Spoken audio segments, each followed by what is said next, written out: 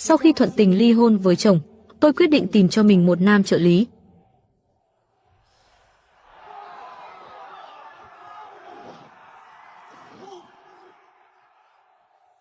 Đây là người cậu tìm cho tôi đấy hả?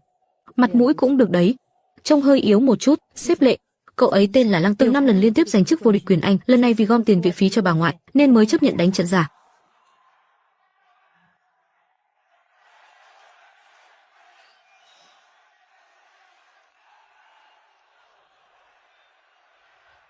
Ký vào bản thỏa thuận này đi, tôi sẽ lo toàn bộ viện phí cho bà ngoại cậu. Ngoài ra mỗi tháng tôi sẽ trả cho cậu 200.000 tệ, được nghỉ 2 ngày cuối tuần, nghỉ trọn vẹn các ngày lễ Tết. Xếp lệ. Tôi giỏi hơn nó nhiều, chọn tôi đi, tránh xa tôi ra một chút. Tôi bị dị ứng với người xấu.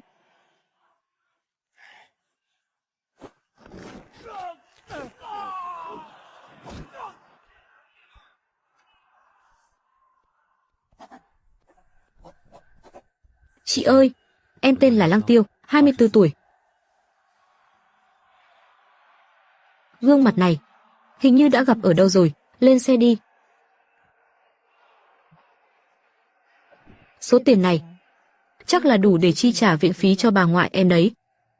Em cảm ơn chị. Khi nào em có thể đi làm? Ngay bây giờ. Căng thẳng thế cơ à? Xem ra chưa từng diễn cảnh này bao giờ rồi. Chị ơi em sợ mình diễn không tốt. 3. Kịch hay bắt đầu rồi.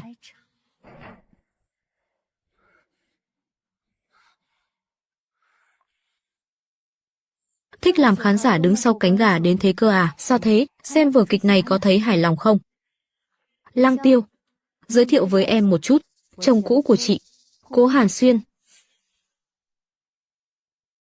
Lệ Mạn cô không giải thích gì sao? Giải thích cái gì? Chẳng phải anh đều thấy hết rồi sao? Với lại chúng ta đã thỏa thuận ly hôn rồi. Hóa ra cô bày ra trò là để ép tôi cút đi. Kết hôn 5 năm. Cô thật sự coi tôi như con chó thích thì đá một phát.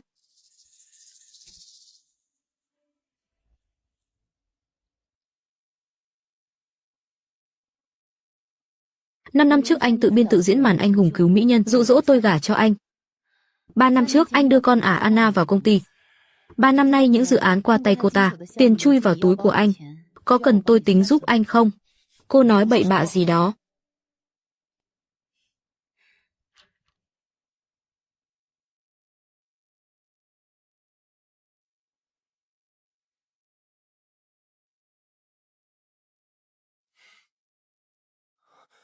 Cô nghi ngờ tôi từ khi nào? Từ lúc anh tặng tôi sợi dây chuyền giống hệt của Anna. Cố Hàn Xuyên tôi nuôi anh 5 năm, dù là nuôi một con chó phải biết vẫy đuôi rồi, nhưng anh thì sao? Mạn Nhi là anh nhất thời hồ đồ. Anh thực sự yêu em à? Anh tuyệt đối không để em đi, hay là 4 người chúng ta cùng sống chung vui vẻ.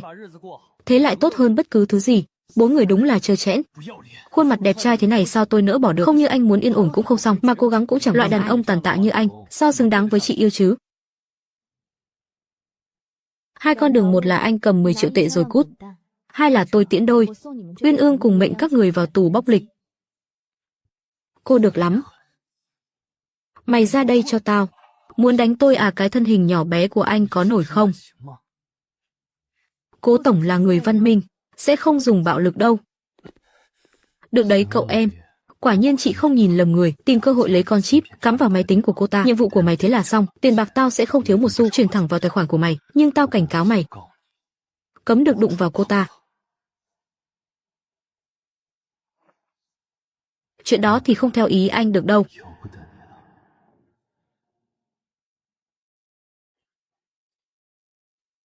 Anh ta đã nói gì thế? Chẳng qua là mấy lời đe dọa thôi. Chị à, chị vẫn còn vương vấn anh ta sao? Đừng có nhiều chuyện, đừng có xen vào. Có người từng nói với em rằng, nếu có kẻ hãm hại mình, thì mình phải giẫm nát chúng dưới chân, đòi lại cả vốn lẫn lời. Nếu chị có gan, thì nên giẫm nát tất cả bọn họ dưới chân, tự tay đòi lại những gì họ nợ chị và mẹ chị, đòi lại cả gốc lẫn lãi.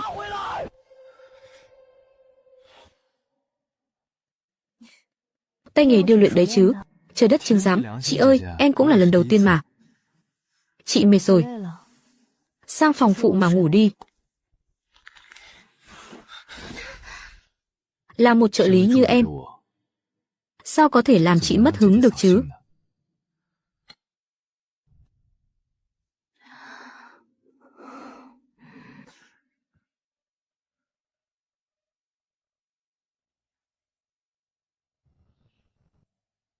Tường lửa danh sách trắng. Mạc Định từ chối toàn bộ cổng kết nối, gói dữ liệu hoàn toàn không thể lọt vào được.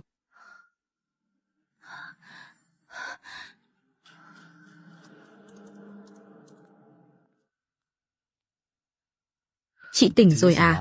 Đói bụng chưa? Thử tay nghề của em xem sao.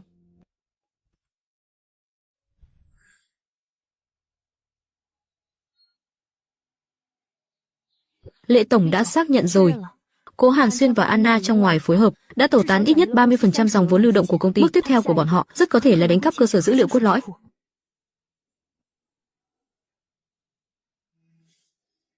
Cậu là gián điệp của ai?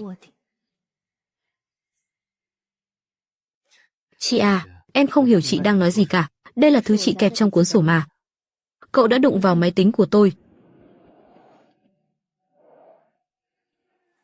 Chị à, là do gió thổi thôi mà, chị không được đổ oan cho tôi đâu đấy. Ngẩng đầu lên nhìn xem.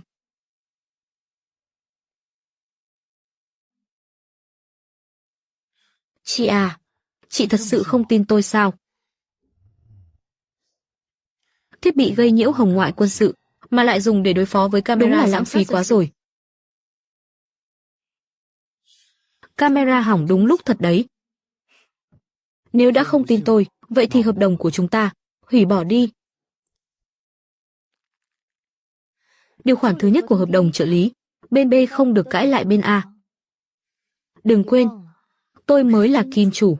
Trò chơi này, chỉ có tôi mới được quyền kết thúc.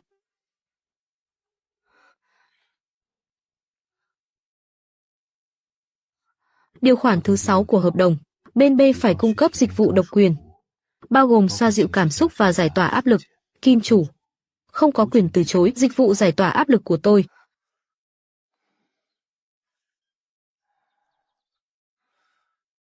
Gương mặt này, chắc là tôi không nhớ nhầm đâu, rốt cuộc đã gặp ở đâu rồi nhỉ?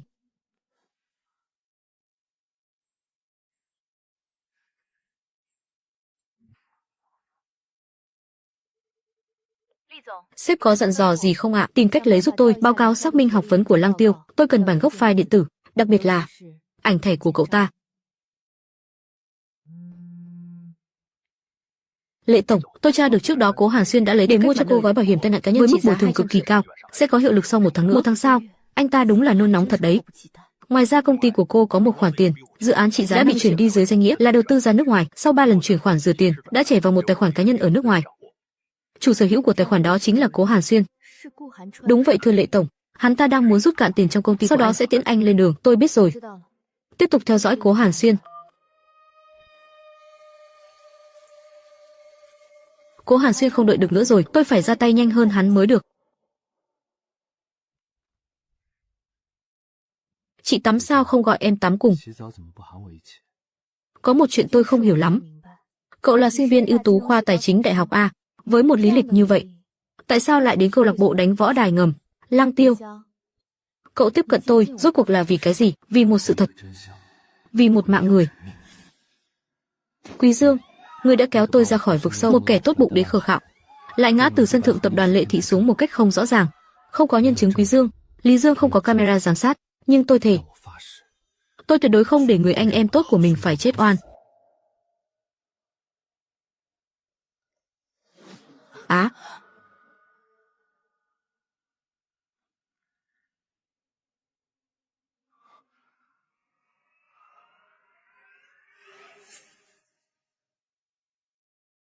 đương nhiên là vì chị rồi.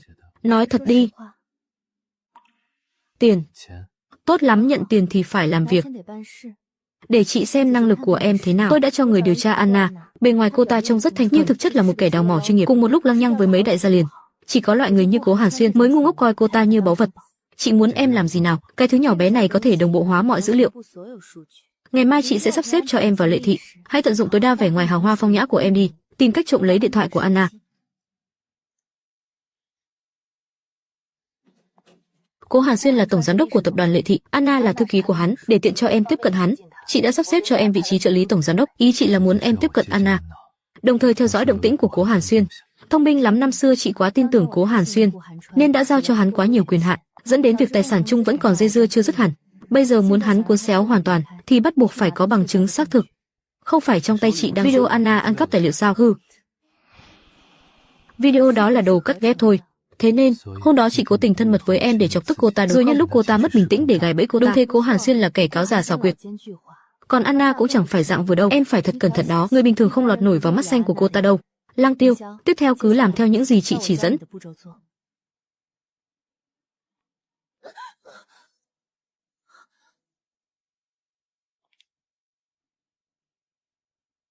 Chị ơi, vừa rồi cơ hội tốt như thế, sao chị lại bắt em cố tình bỏ đi? Kiểu phụ nữ như Anna không hề thiếu những kẻ bám đuôi rẻ tiền. Thứ cô ta thiếu là một người có thể khơi dậy ham muốn chinh phục của cô ta, một người đàn ông thật khác biệt.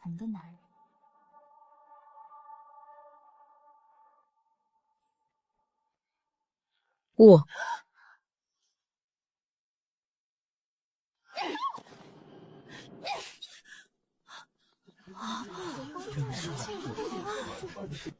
Chị ơi, người phụ nữ kia là ai thế?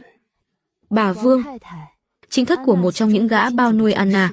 Để phối hợp với em, chị đã cất công tìm đến bạn diễn này đấy.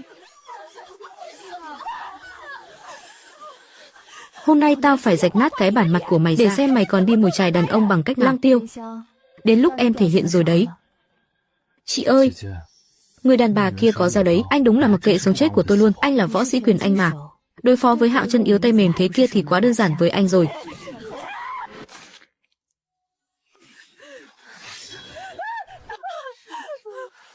Điện thoại đã lấy được rồi, bảo vệ đâu, còn không mau lôi người đàn bà điên này ra ngoài. Vừa rồi anh còn chẳng thèm đỡ tôi một cái, sao bây giờ lại đỡ giao cho tôi? Cô là người phụ nữ của Cố tổng, tôi không dám đỡ cô. Còn chuyện vừa nãy, mạng người quan trọng, sao tôi có thể thấy chết mà không cứu? Tốt lắm. 8. Bây giờ hãy giả vờ làm rơi điện thoại. Nhẹ tay chút thôi.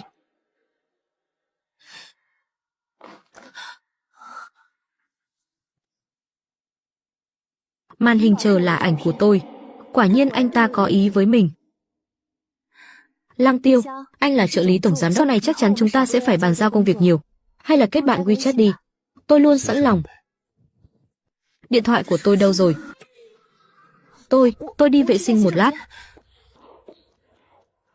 Chị ơi, ca cắn câu rồi. Dữ liệu đang được đồng bộ. Cố Hàn Xuyên, quân bài tẩy của anh, tôi sẽ cướp sạch.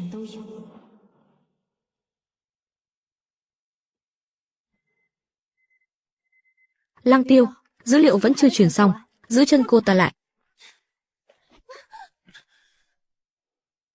Anh điên rồi sao? Chẳng phải anh bảo tôi là người phụ nữ của Cố Hàn Xuyên sao? Anh không dám đụng vào tôi cơ mà. Bây giờ tôi đổi ý rồi. Cho dù cô có là người phụ nữ của ông trời đi chăng nữa, tôi cũng phải cướp lấy bằng được.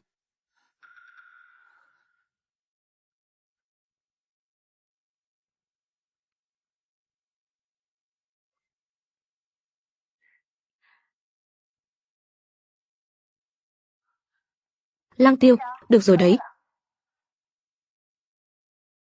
Chị ơi, em thể hiện cũng được đúng không? Lau sạch tay đi, trông hơi ghê. Chị ơi, chị ghen rồi à? Tôi cái gì cũng ăn, riêng giấm thì không. Phải, Lệ tổng không bao giờ ghen. Thế thì, có ăn kẹo không? Em chỉ đổi hình nền điện thoại thành ảnh của Anna thôi. Cô ta chẳng có lý do gì tự dưng lại muốn kết bạn với chị cả. Đưa điện thoại cho tôi.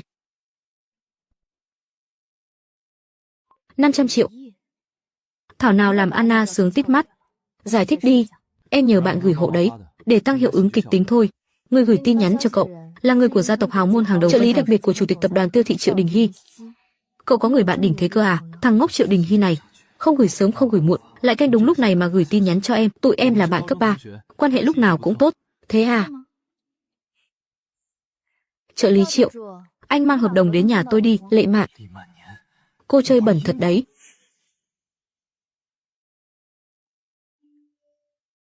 Lệ Mạn Lô, cô không ngờ tới đúng không? Thế nào rồi? Trong điện thoại của Anna có tin tức gì giật gân không? Có một tài liệu bị mã hóa. Tiếc là em không dành về máy tính. Phải tìm hacker mới được.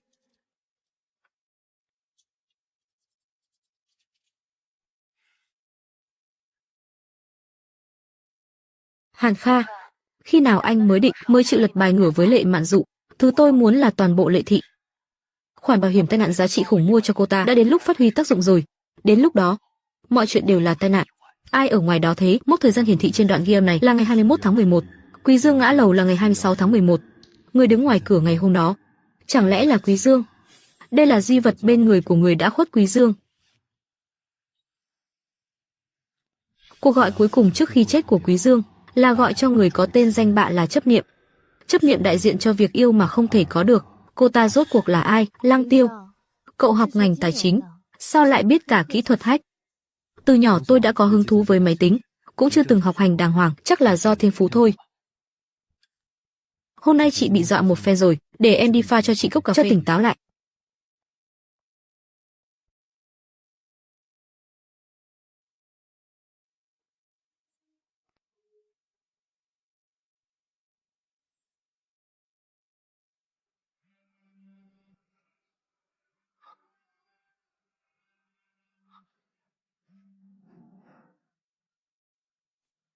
Lệ Thị. Cố Thị.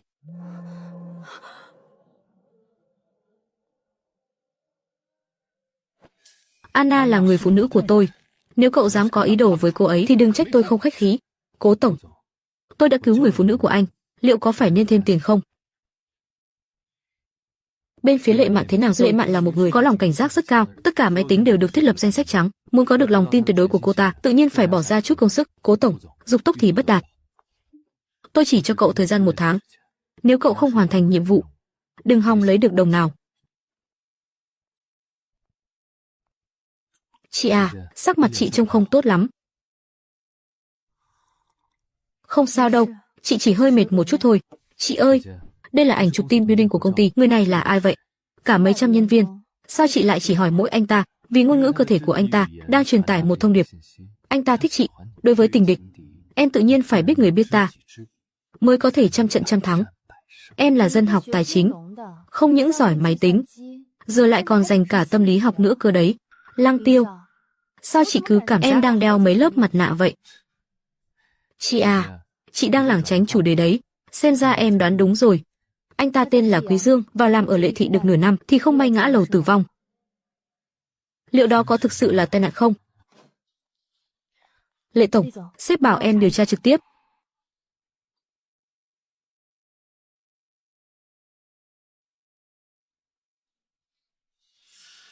Lệ tổng, về bản báo cáo xác minh học vị của Lăng tiên sinh đã được lấy từ trung tâm xác minh văn bằng của Bộ Giáo dục ra rồi. Bản fax tài liệu điện tử 10 phút nữa là sẽ nhận được. Giờ em sang bên máy fax đợi luôn đây. Để em xem thử, anh ta là Lý Quỷ hay là Lý Quỷ?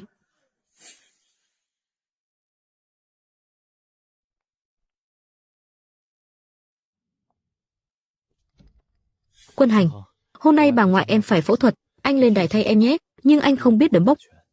Tôi nhận tiền rồi, đằng nào cũng phải thua thôi, cậu chỉ cần giả vờ chút là được. Lăng Tiêu đúng không? Giúp tôi quyến rũ người phụ nữ này. Trên báo cáo bằng cấp có ảnh, bị cô ta nhìn thấy là lộ ngay. Lăng Tiêu, gửi file PDF bằng cấp của cậu cho tôi, đừng hỏi nữa, tôi chỉ cho cậu 1 phút.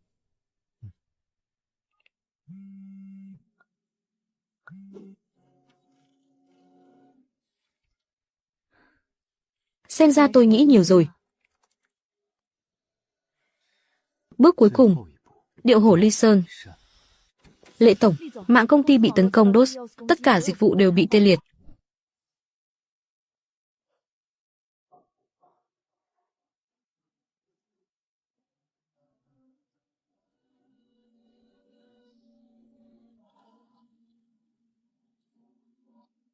Kỳ lạ thật, mạng lại bình thường rồi. Đây là bàn làm việc của Quý Dương. Lệ tổng, hôm nay là sinh nhật sếp, không phải đồ đắt tiền đâu, mong sếp đừng chê. Quý Dương, hãy nhớ kỹ thân phận của mình, đừng vượt quá giới hạn.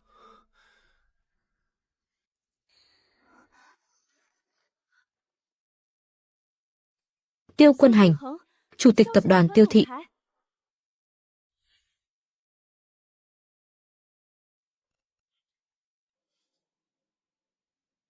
Tôi đã xem qua lý lịch của Quý Dương, nét chữ của cậu ấy rất nhẹ nhàng mềm mại, nhưng mấy chữ này nét chữ lại rất sắc bén. Chắc là do Tiêu Quân Hành viết.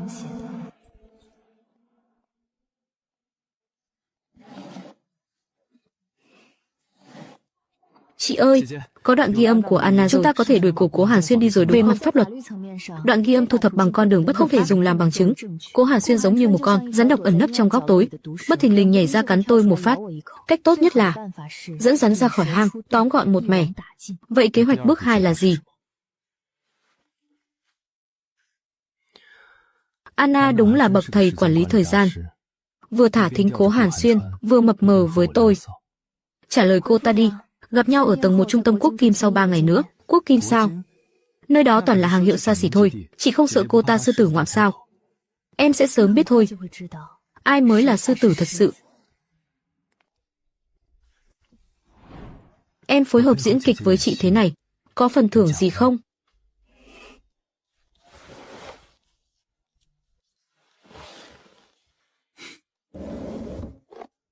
Phần thưởng á? Chị chẳng có thành ý gì cả. Đây là đồ tự tay chị làm mà. Sao có thể chứ, ngon thế này cơ mà.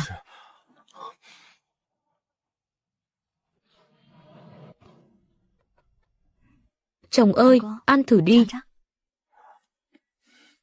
Tay của em chỉ hợp để ký hợp đồng thôi. Sau này đừng lãng phí vào những việc vô bổ này nữa. Sau này đừng lãng phí vào những việc vô bổ này nữa. Ngon đến thế thật sao?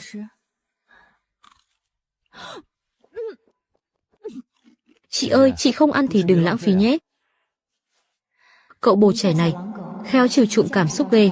Lăng Tiêu, bà ngoại em nằm viện nào thế? Chị muốn đến thăm bà.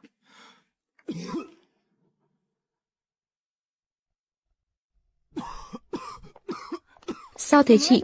Thôi đừng ăn nữa. Bà ngoại em ấy ba xuất viện rồi, chị bận rộn như vậy, không cần phải cất công đi thăm đâu. Em là vì giúp chị nên mới không thể chăm sóc tốt cho bà. Xét về tình về lý, chị đều nên trực tiếp đến cảm ơn, cũng khá là tốt bụng đấy chứ. Với lại, vì sự phản bội của Cố Hàn Xuyên, em rất khó để tin tưởng người khác. Thời gian qua em luôn âm thầm điều tra anh. Em muốn gửi tới anh một lời xin lỗi. Không cần phải xin lỗi đâu, bởi vì anh cũng luôn âm thầm điều tra em mà. Cho nên, bài kiểm tra của anh đã qua ải chưa?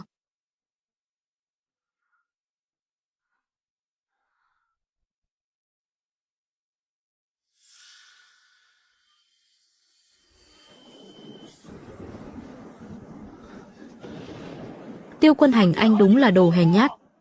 Quý Dương, mẹ tôi bị Tiểu Tam bức chết rồi. Bố tôi thì bảo tôi là kẻ vô tích sự. Tôi sống trên đời này còn ý nghĩa gì nữa chứ? Nhưng cậu nhảy xuống như thế này thì giải quyết được gì? Định tắc thành cho mụ Tiểu Tam và đứa con riêng đó sao? Nếu cậu có bản lĩnh thì phải giẫm nát bọn họ dưới chân mình, đòi lại những gì bọn họ nợ cậu và mẹ cậu, phải bắt bọn họ trả lại cả vốn lẫn lời.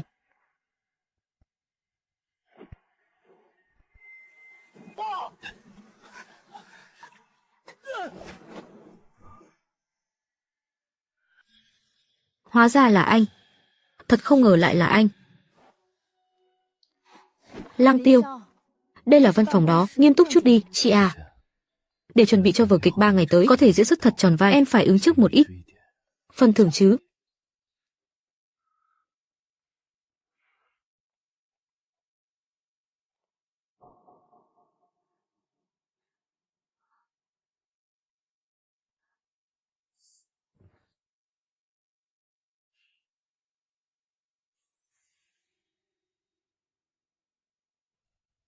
Mỹ nhân băng giá gì chứ, toàn là giả vờ cả thôi, gặp phải cực phẩm như Lăng Tiêu thì cũng có kiềm chế nổi lòng mình đâu. Tôi có người mình thích rồi, xin hãy tự trọng.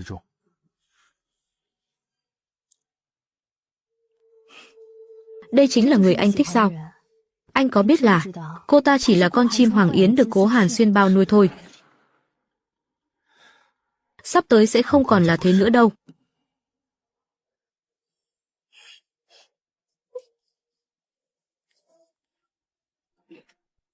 Lăng Tiêu, giải Oscar đúng là nợ anh một tượng vàng đấy. Lệ tổng cũng chẳng vừa đâu mà. Anh muốn ra ngoài sao? Em quên rồi à? Chúng ta đã thống nhất rồi. Hôm nay sẽ làm thủ tục công chứng tài sản. Mà với tính cách của em, nếu trong tay thực sự có bằng chứng thép chuyện anh tẩu tán tài sản thì em đã sớm đệ đơn kiện anh ra tòa rồi. Làm sao có thể chỉ thỏa mãn với việc công chứng thế này? Em đâu phải là người nương tay nhân từ. Cho nên, em hối hận rồi đúng không, Mạn? Chuyện quá khứ, bất kể ai đúng ai sai, chúng ta đều xóa bỏ hết đi, có được không? Chúng ta bắt đầu lại từ đầu đi. Thế còn Anna thì sao? Em cho anh xin chút thời gian, 1 tháng thôi, anh hứa sẽ giải quyết êm đẹp. 1 tháng sau hợp đồng bảo hiểm sẽ có hiệu lực. Người anh muốn giải quyết không phải là Anna mà là tôi. Mai là cuối tuần rồi, em muốn đến trung tâm tài chính quốc tế đi dạo một chút, anh đi cùng em nhé. Tuân lệnh. Cố Hàn Xuyên, anh tẩu tán của tôi nhiều tài sản như vậy, cũng đến lúc phải nhả ra một ít rồi.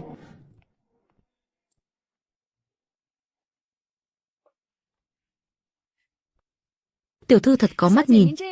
Đây là mẫu mới nhất mùa đông của nhà LV, hiện tại đang có chương trình ưu đãi sau khi giảm chỉ còn 260.000 tệ. Lăng Tiêu, anh thấy thế nào?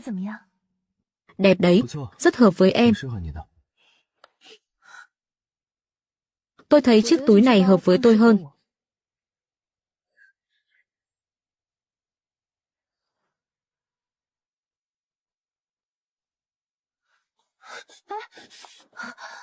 Không phải cô nói hôm nay có việc bận nên cho tôi leo cây sao? Hóa ra là để đi cùng thằng mặt trắng này. Tôi và Lăng Tiêu chỉ là tình cờ gặp nhau thôi. Còn anh thì sao? Đi mua sắm cùng vợ cũ à? Định diễn kịch bản thâm tình cho ai xem đây? Cái túi này tôi lấy, gói lại đi. Kiểu dáng và thiết kế của cái túi này chỉ hợp với mấy cô gái trẻ ngoài 20 tuổi thôi. Chị Lệ, cái kia tuy là mẫu cũ, nhưng được cái tiện dụng, lại càng hợp với tuổi tác và khí chất của chị. Thế sao? Tiểu Vương, cậu cũng thấy chiếc túi mới này không hợp với tôi à? Sếp Lệ nói đùa rồi, chiếc túi này vốn dĩ là dành cho người có thân phận cao quý và khí chất xuất chúng như chị. Tôi cũng thấy vậy. Có mấy cô gái trẻ, nông cạn hợm hĩnh, dù có dùng túi đắt tiền đến mấy cũng không giấu nổi cái vẻ kẻ giàu sổi rẻ tiền. Hàn Xuyên, anh thấy thế nào? Mạn, cái túi này đúng là không hợp với em thật. Vì nó vẫn chưa đủ đắt.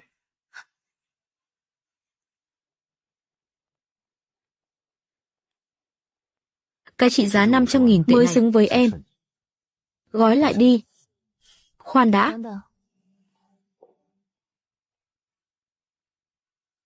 Ngoài cái da cá sấu này ra, cả dãy này tôi lấy hết. Sao thế? Tiếc tiền à? Sao có thể chứ? Em thích là được mà. Thưa anh, tổng cộng là 5.888.000. Xin mời anh quẹt thẻ bên này.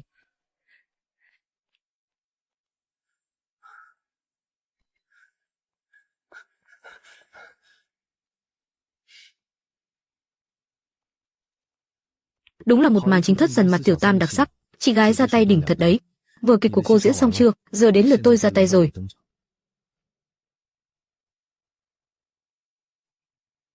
Em vừa nãy cố tình va vào cô ta, là vì cái này sao? Điện thoại của Anna sạch sẽ quá. Cô ta chắc chắn có điện thoại dự phòng. Hay là xem của Cố Hàn Xuyên trước đi. Xóa sạch sẽ thật đúng là con cáo giả. Xem ra kịch của em không diễn được rồi. Thế thì chưa chắc đâu. Chị ơi, em mời chị xem một vở kịch hay.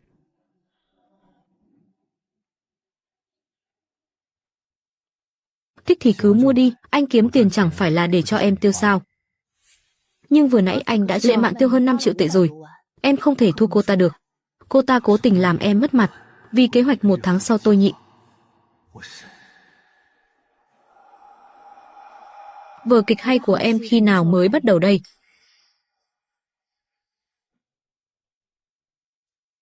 Ngay bây giờ đây. Đồ quỷ sứ cuối cùng cũng nhớ tới em rồi. Bà Lý trùng hợp thế. Trùng hợp gì chứ? Chẳng phải anh nhắn tin bảo tôi đến đây sao? Con hồ ly lẳng lơ này là mày chửi ai đấy? Ăn nói cho sạch sẽ vào. Cố Hàn Xuyên trước đây là thằng mặt trắng do tao nuôi, tao là kim chủ của nó. Cái loại bán thân như mày mà cũng xứng để tao phải khách sáo sao? Hàn Xuyên, hôm nay sao lại rảnh rỗi hẹn em thế? Anna, em nghe anh giải thích đã. Mấy người phụ nữ này đều là người quen cũ của anh đã cắt đứt từ lâu rồi. Nực cười thật. Kết hôn 5 năm, hôm nay tôi mới biết, chồng cũ của mình lại là trai bao cao cấp. Chị ơi, vở kịch này có đặc sắc không? Thể hiện tốt đấy. Thừa thắng xông lên, thực hiện bước thứ 2 của kế hoạch thôi, dẫn rắn ra khỏi hang.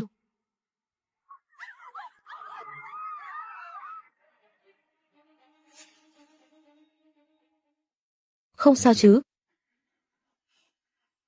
Cố Hàn Xuyên nói. Anh chỉ là kẻ đánh võ đài chui ở hộp đêm. Còn bày đặt dự án đầu tư 500 triệu tệ, hình tượng của anh là giả tạo, thân phận cũng là giả. Ngay cả bộ đồ hiệu này chắc cũng là hàng giả nốt. Tôi cái gì cũng có thể là giả, nhưng gương mặt này là thật. Tiếc thật. Đàn ông đẹp trai thường không đáng tin nhất. Lão già nua như Cố Hàn Xuyên mà đáng tin sao? Ít nhất ông ta cũng hào phóng với tôi. Tiền ở đâu? Tình yêu ở đó. Đồ ngốc. Những năm qua cô giúp ông ta thao túng ngầm, ít nhất cũng kiếm được 100 triệu tệ. Ông ta chia cho cô được bao nhiêu? Chỉ là chút lợi lộc còn con thôi. Nếu là tôi sẵn sàng dâng hiến tất cả vì cô. Trong này có bao nhiêu? 500.000 tệ. Có lòng đấy. Tiếc là hơi ít một chút. Đừng vội. 5 ngày nữa, 500.000 tệ này sẽ biến thành 5 triệu tệ. 5 ngày. 5 triệu tệ. Anh đang đùa tôi đấy hả? Cố Hàn Xuyên luôn đề phòng Anna, mỗi tháng chỉ cho cô ta 100.000 tệ sinh hoạt phí. Gia đình của Anna lại không ngừng bòn rút tiền bạc, ép cô ta phải bán túi xách lấy tiền mặt. Nhưng đồ hiệu đã qua sử dụng thì đáng bao nhiêu tiền chứ? Muốn dụ cô ta cắn câu, chỉ dùng Mỹ Nam kế thôi là chưa đủ. Cậu phải khiến cô ta tin rằng cậu có đường dây kiếm tiền nhanh chóng. Gần đây tôi có quen một người bạn làm về phỉ thúy, có đầu tư một chút ít. 50 vạn này là kiếm được chỉ trong 2 ngày đấy. 2 ngày mà được 50 vạn sao? Thế cậu đã bỏ ra bao nhiêu vốn? 5 vạn. Lợi nhuận cao thế cơ à? Tôi không tin. Vậy thì 50 vạn này coi như là tiền vốn cậu góp vào đi. 5 ngày sau, rồi cậu sẽ biết ngay thôi. 5 ngày sau, anh định đưa cho cô ta 500 vạn. Tất nhiên rồi. Cố Hàn Xuyên là một con cáo giả, nhưng Anna thì còn quá trẻ, đầu óc lại đơn giản. Chỉ cần cho cô ta chút vị ngọt, chắc chắn sẽ cắn câu ngay.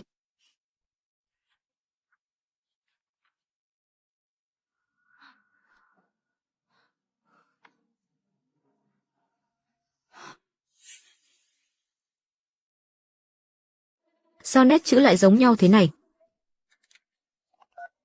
Hoa Tuyên, đến phòng nhân sự lấy địa chỉ nhà của Lăng Tiêu cho tôi.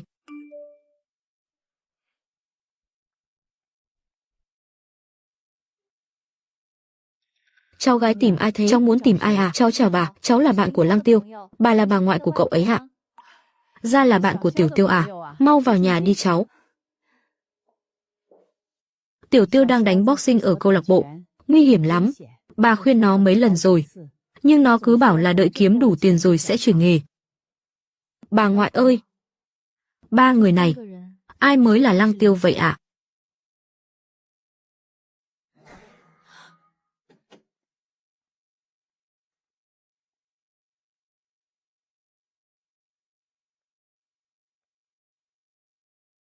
Cố Hàn Xuyên, em đã theo anh 3 năm rồi, giúp anh kiếm được ít nhất 100 triệu. Thế mà anh chỉ cho em chút tiền tiêu vặt ít còn chẳng bằng mấy cái túi xách anh mua cho Lệ Mạn. Đây mà là tình yêu anh dành cho em sao? Cô còn dám mặt dày chất vấn tôi à? Cô dám lén lút mang hết những thứ tôi tặng, đem bán sạch trên chợ đồ cũ. Bộ cô tưởng tôi không biết chắc. Nếu không phải tại anh keo kiệt, tôi có cần phải bán đồ lấy tiền mặt đâu.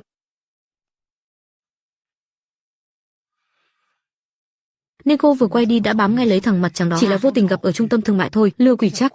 Anna, cô thể khát đến thế cơ à? Trông chờ vào loại người đó nuôi cô sao? Đúng là nực cười. Tôi ở bên ai là quyền tự do của tôi. Một người đàn ông đã có vợ như anh, có tư cách gì mà quản tôi? Tôi đối xử với cô hết lòng hết dạ. Cô dám phản bội tôi sao? Tin tôi giết chết cô không? Cố Hàn Xuyên, tôi đang nắm thóp của anh đấy, bao gồm cả video anh giết Quý Dương.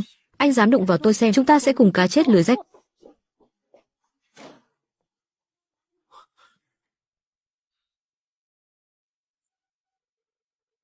Là tôi đây, tìm vài người đáng tin cậy đi, giúp tôi dạy dỗ một người.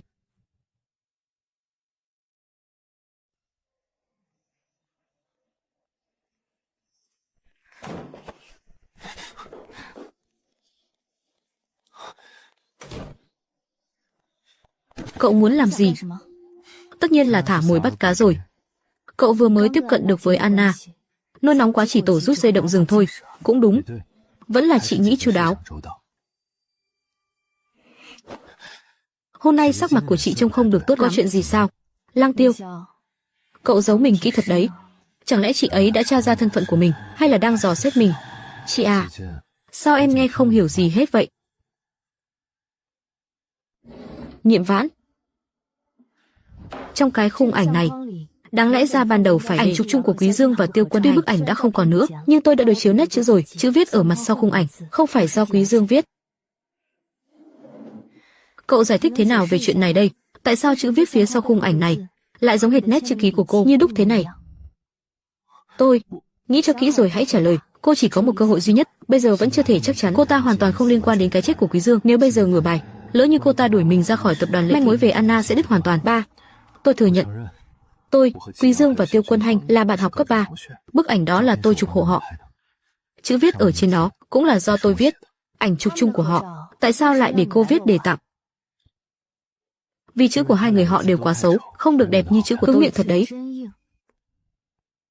Vừa nãy tôi đã đến nhà cô, gặp bà ngoại của cô rồi. Còn có cả bức ảnh chụp chung này. Tôi đã hỏi bà, trong ảnh, ai mới là Lăng Tiêu? Cô đoán xem, bà ấy đã trả lời tôi thế nào?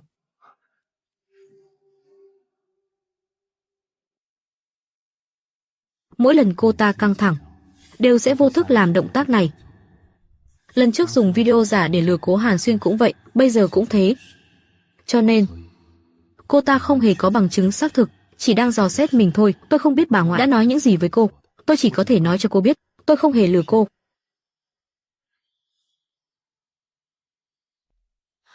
Hôm đó, cô cầm bức ảnh tập thể của công ty, hỏi em Quý Dương là ai. Tại sao phải vờ như không quen biết? Em đã bảo rồi mà. Em nhìn ngôn ngữ cơ thể của anh ta là nhận ra anh ta thích chị. Nếu em thừa nhận tụi em là bạn học, liệu chị có còn nói cho em suy nghĩ thật lòng của chị về anh ta không?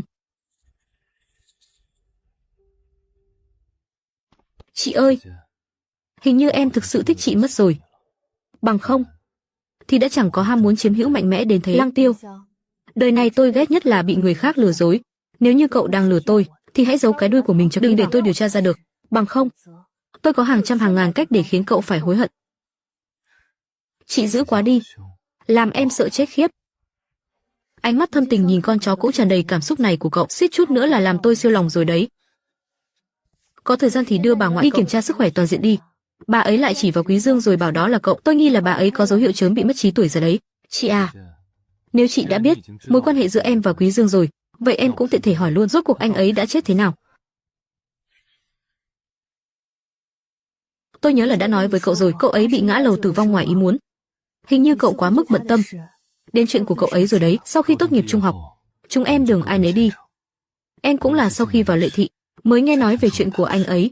Điều em không thể hiểu nổi là, với chiều cao lan can sân thượng của Lệ Thị, sao có thể khiến một người trưởng thành trượt chân ngã chết được chứ?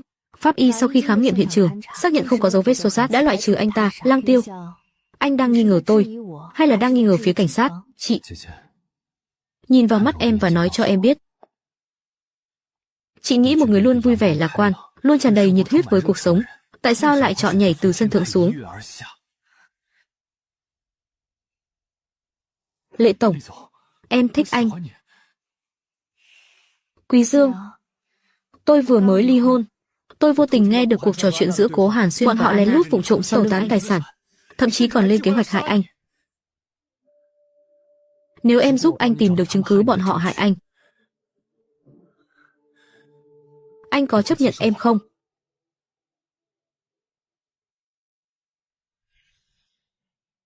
Tôi và Quý Dương không thân thiết, làm sao tôi biết được cậu ta nghĩ gì? Cô ta đang lừa tôi. Quý Dương, sự chấp niệm của cậu rốt cuộc đang che giấu bí mật gì?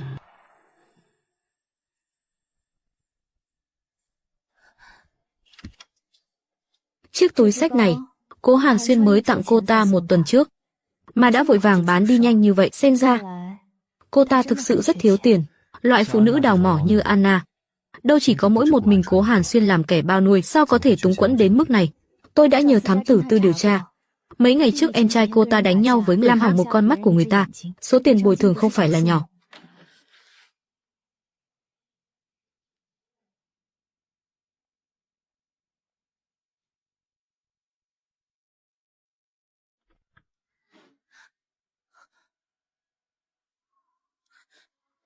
Lăng Tiêu, sao anh lại ở đây? Không phải anh đang bám đuôi tôi đấy chứ? Nếu tôi nói đây là tình cờ gặp cô có tin không? Nhưng tôi thực sự không ngờ cô lại thiếu tiền đến muốn bán đồ Cố Hàn Xuyên tặng sao? Nhà tôi xảy ra chút chuyện, đang cần tiền gấp. Vậy thì tôi đúng là cứu tinh kịp thời rồi. Đây là... Không phải trước đây cậu đầu tư 500.000 sao, giờ đã lên tới 5 triệu rồi. Thật sao? Lang Tiêu, cậu giỏi quá đi mất. Rốt cuộc là mối làm ăn gì mà kiếm được nhiều nhớ tôi từng kể với cậu không? Về người bạn làm bên mảng phỉ thúy ấy, cậu ấy thầu được một mỏ khai thác ở Nam Thành. May mắn thật đấy, khai quật được một ít hàng cực phẩm. Chỉ một đoạn video được quay sẵn từ trước đã khiến con cá tham lam này cắn câu. Cố Hàn Xuyên, hãy chuẩn bị tinh thần đi, để đón nhận món quà tôi dành cho cái bẫy lừa đảo ngọt ngào được thiết kế vô cùng tỉ mỉ. Cậu nhìn hoa văn tùng hoa này đi, cả dải vân đá này nữa, đây chính là phôi đá băng thượng hạng đấy. Loại hàng cực phẩm thế này, nếu đưa lên sàn đấu giá chính quy, không có vài chục triệu thì đừng hòng mua được. Tôi chẳng biết gì về cá cược, tất cả đều nhờ người bạn kia dẫn dắt, cứ đi theo cậu ấy là kiếm được khá khá rồi. Lang Tiêu, nếu người bạn đó đã chịu giúp cậu, lần này cũng cho tôi tham gia được không? Anna, bạn tôi đồng ý giúp tôi là vì tôi từng cứu mạng cậu ấy, nhưng ân tình thì cũng có lúc phải cả chứ. Cậu ấy đã nói rõ rồi, đây là cơ hội cuối cùng. Lần cuối cùng sao? Cậu thử nghĩ mà xem, vụ làm ăn một vốn 4 lời thế này, đời nào anh ta lại đi giúp đỡ người ngoài mãi, cho nên lần này anh phải gom thêm thật nhiều tiền để đầu tư một cú lớn luôn, trúng một phố thật to. Em yêu, em cũng nghĩ cách xem sao, gom thêm ít vốn đi. Cơ hội ngàn năm có một đấy, bỏ lỡ là không có lần sau đâu. Được rồi, em biết rồi, cho em vài ngày để xoay tiền nhé. Ca cắn câu rồi. Tiếp theo, phải xem cô ta có thể thuyết phục Cố Hàn Xuyên chi tiền hay không. Kế hoạch bước 3, tôi tạm gọi là chiến dịch săn mồi.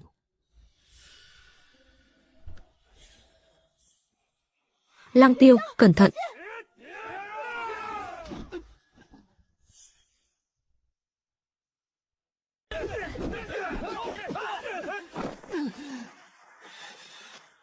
Dừng tay lại, tôi báo cảnh sát rồi đấy. Báo cảnh sát sao? Em gái xinh đẹp trước khi cảnh sát tới. Tin là tao sẽ xử đẹp mày trước không?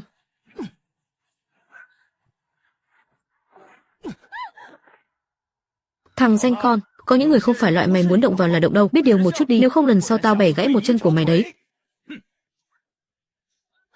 Lang Tiêu, em có sao không? Em không sao.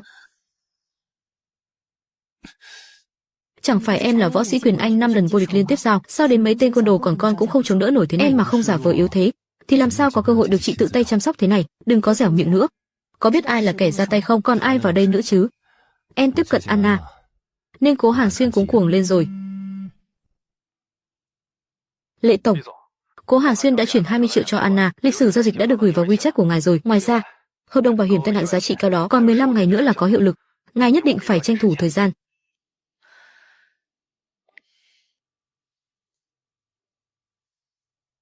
Thứ tôi muốn là cả tập đoàn Lệ Thị.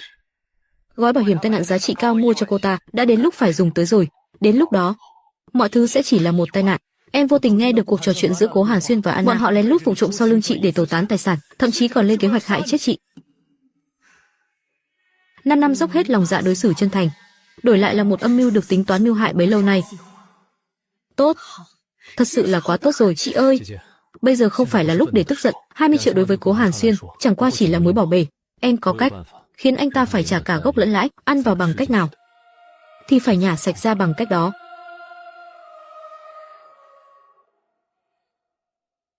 Lang Tiêu, hiện giờ trong tay tôi đang có 20 triệu, nhưng người bạn đó của anh có thực sự đáng tin cậy 100% không? Lỡ như thất bại, liệu có bị mất trắng cả vốn lẫn lời không? Chính vì biết em lo lắng, hôm nay anh mới đặc biệt đưa em đi gặp cậu ấy, lát nữa em sẽ biết ngay thôi. Đây là nhà họ Tiêu ở Vân Thành mà. Người bạn mà anh nói không lẽ là Tiêu Quân Hành?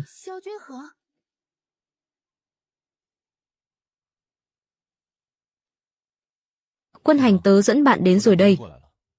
Chào Tiêu tổng. Vị này chính là cô Anna. Quả nhiên là rất xinh đẹp.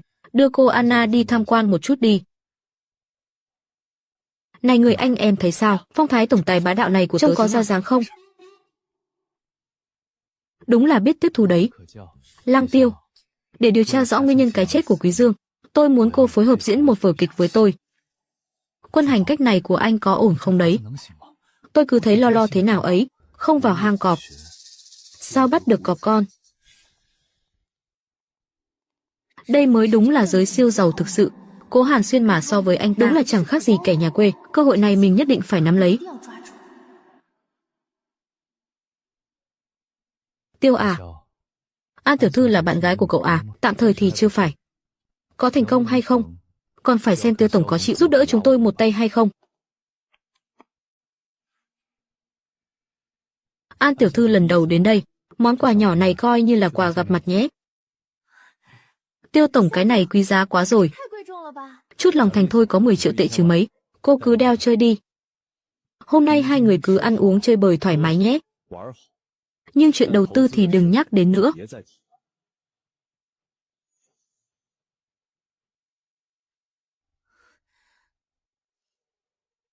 Tiêu tổng, không phải trước đó chúng ta đã sẽ dẫn chúng tôi theo một lòng mà nói.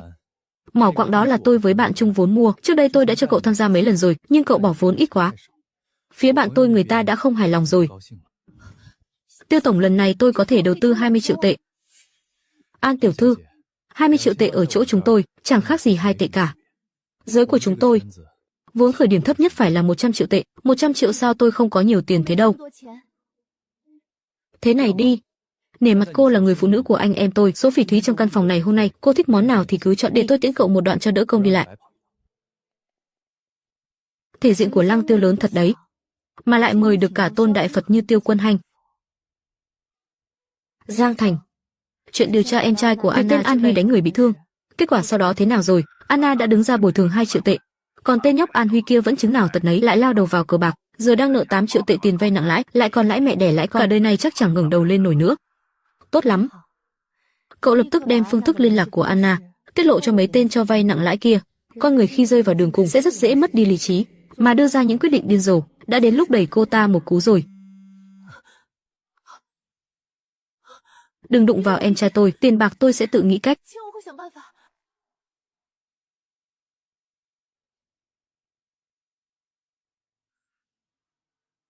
Tiêu tổng, anh hãy giúp tôi một lần này thôi đi. 100 triệu tệ thì 100 triệu tệ.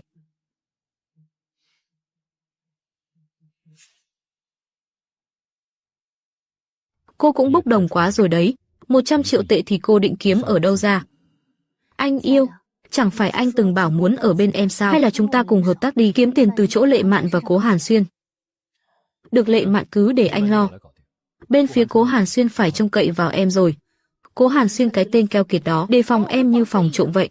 Em phải lừa là mình có thai, thì hắn mới chịu chuyển cho 20 triệu tệ, lại còn ép em viết giấy nợ nữa.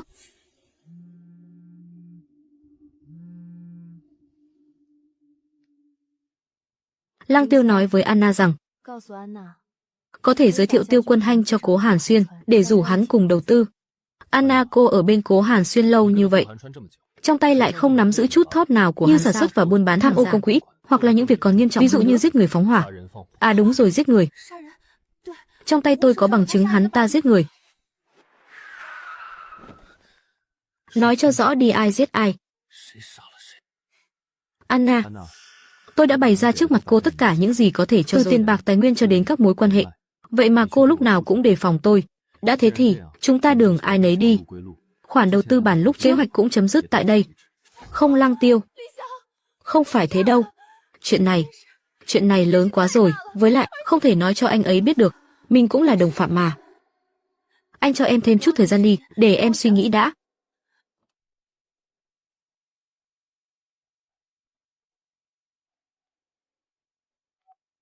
Chị ơi, bọn cho vay nặng lãi bảo nếu còn không trả tiền, chúng nó sẽ chặt tay em. Chị nhất định phải cứu em. Cánh cửa dục vọng một khi đã mở ra thì không bao giờ đóng lại được nữa. Anna, tôi cá là cô sẽ làm liều. Lăng Tiêu, em nói. Em sẽ kể hết cho anh nghe.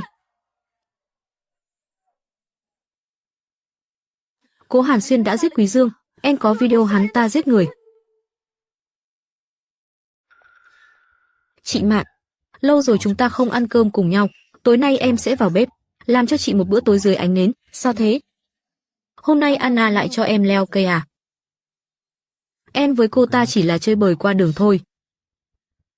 Người em yêu từ đầu đến cuối vẫn luôn là chị.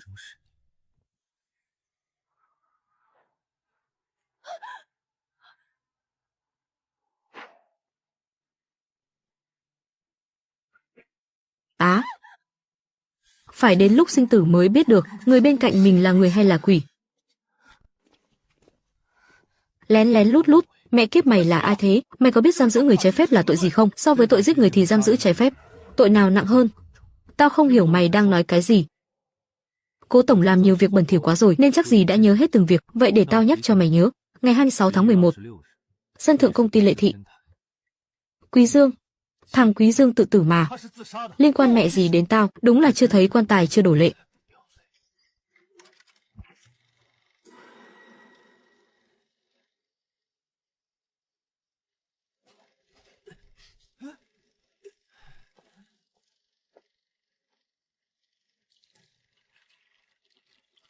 Á, Cố Hàn Xuyên, mày có nhận tội không? Nực cười, video chỉ quay được bóng lưng, lấy tư cách gì mà đổ cho tao? Hơn nữa lúc Quý Dương gặp chuyện, tao có bằng chứng ngoại phạm. Mạn Lô, em nói xem.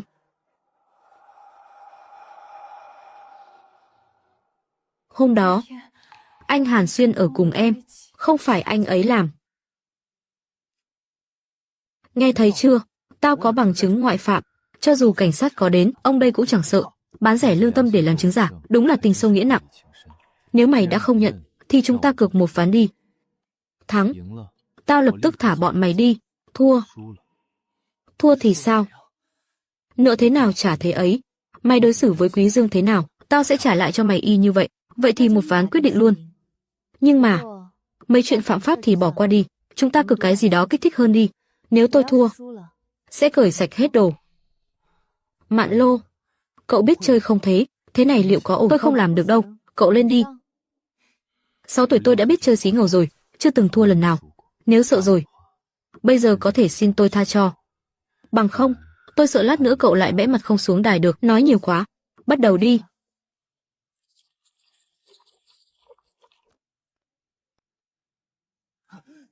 Bão đỏ toàn bộ.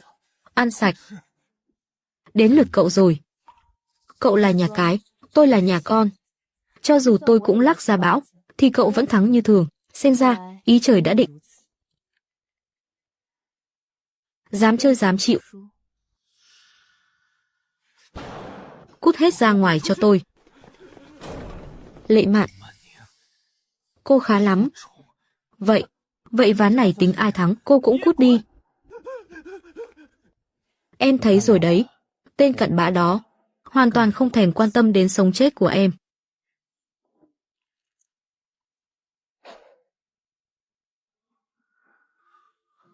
Trên bàn cược, lòng dạ mềm yếu là điều đại kỵ đấy Lăng Tiêu.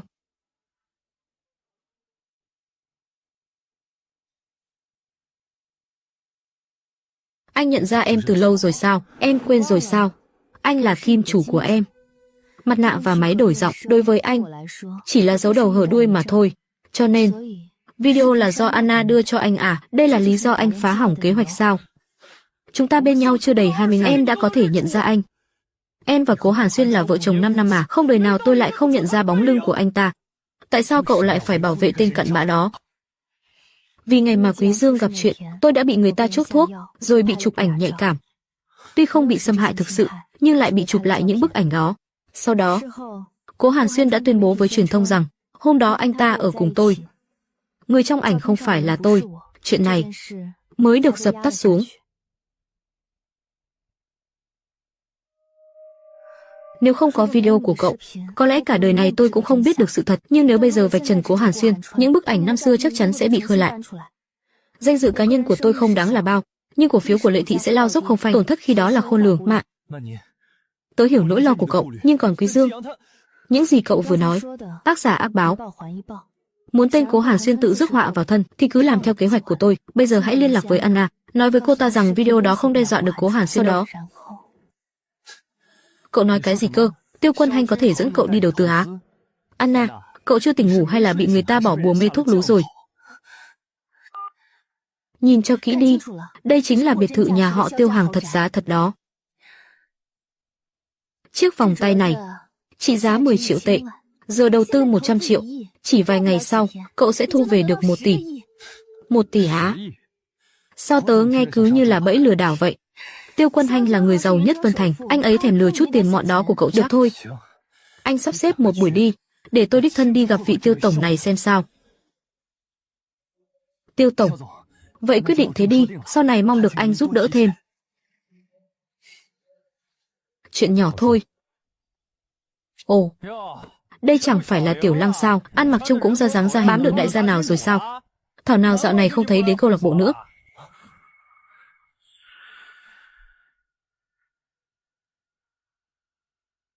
Này anh say quá rồi, tôi không quen anh. Anh là ai thế, mà dám vô lễ với Tiêu tổng? Tiêu tổng? Hừ, có lẽ tôi nhận nhầm người rồi. Xin lỗi nhé, Tiêu tổng.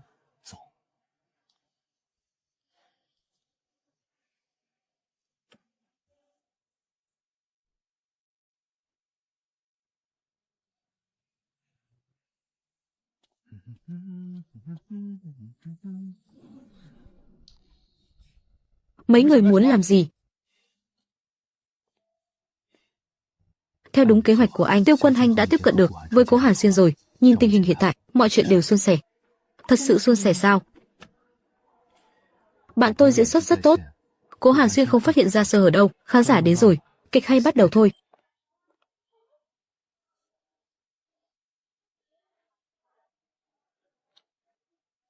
$100 triệu, thử nước xem sao.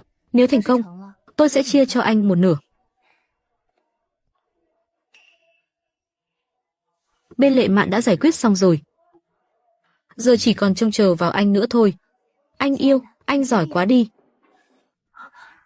Anna, cô lén lút nuôi trai trẻ sau lưng tôi đã đành, lại còn thông đồng với tên lừa đảo này gài bẫy tôi. Anh điên cái gì thế? Cố tổng, tôi đúng là đang theo đuổi Anna, nhưng anh cũng không cần vì ghen tị mà vu khống tôi như thế. Biết ngay là anh sẽ không thừa nhận mà. Đừng vội, để tôi giới thiệu cho anh một người bạn cũ.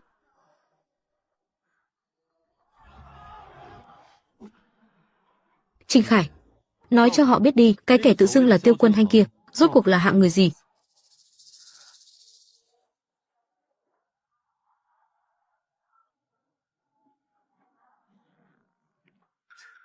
Cái loại người như hắn.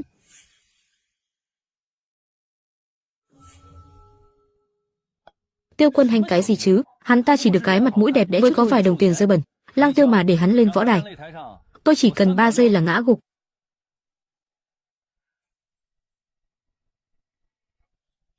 Ô kìa, đây chẳng phải là Tiểu Lăng sao? Ăn mặc trông cũng bảnh bao ra dáng, bám được đại gia lớn rồi hả? Thảo nào dạo này không thấy đến câu lạc bộ nữa.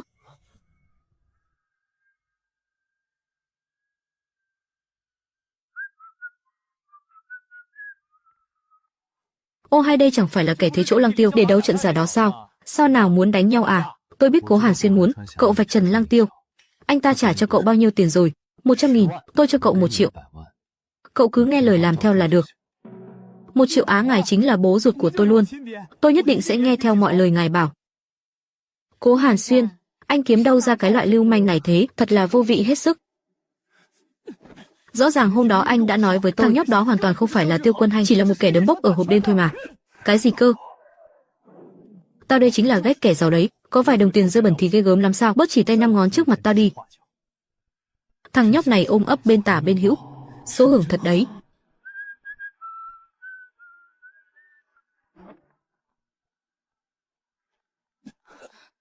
Cố Hàn Xuyên, sao anh lại ở đây? Có chuyện gì thế này? Mau đưa tôi đến bệnh viện. Anh ấy không sao chứ? Bị trúng chỗ hiểm rồi.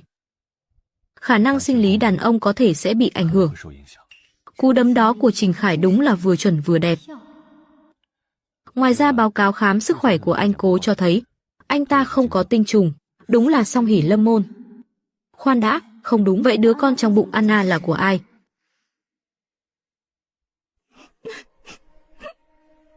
Bây giờ y học hiện đại rồi, muốn có con thì có rất nhiều cách. Cô đừng buồn quá, bác sĩ. Tâm lý anh ấy yếu lắm, chuyện không có tinh trùng tạm thời đừng nói, cứ đưa báo cáo cho tôi là được, tôi sẽ tìm cơ hội từ từ nói với anh ấy. Tất nhiên là được rồi, tôi đi thanh toán đây.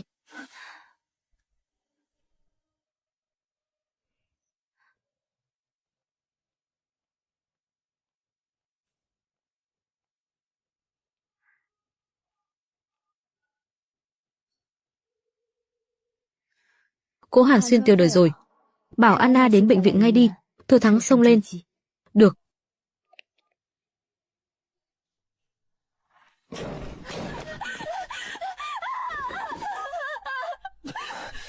Nhẹ tay chút. Gào khóc cái gì, tôi vẫn chưa chết. Tên lưu manh đó ra tay ác thật đấy, đánh anh ra nông nỗi này. Phải kiện hắn, nhất định phải kiện hắn. Loại rác rưởi đó, có kiện thì hắn cũng chẳng có tiền mà tôi nhất định phải tìm người phế hắn mới được. Anna, bây giờ anh thành kẻ tàn phế rồi, em có ghét bỏ anh không? Sao lại thế được? Em còn đang mang thai con của anh mà. Cũng may là em đã có thai, nếu không nhà họ Cố tuyệt tự rồi. Thế nên anh phải tính toán cho con của chúng ta. Chuyện đầu tư đó, anh suy nghĩ đến đâu rồi? Cái cậu Tiêu Quân Hành đó, cứ có cảm giác cậu ta nói chuyện như đang học thuộc lòng, cả ngoại hình lẫn khí chất đó nữa. Trông chẳng giống người thừa kế của gia tộc tài phiệt chút nào.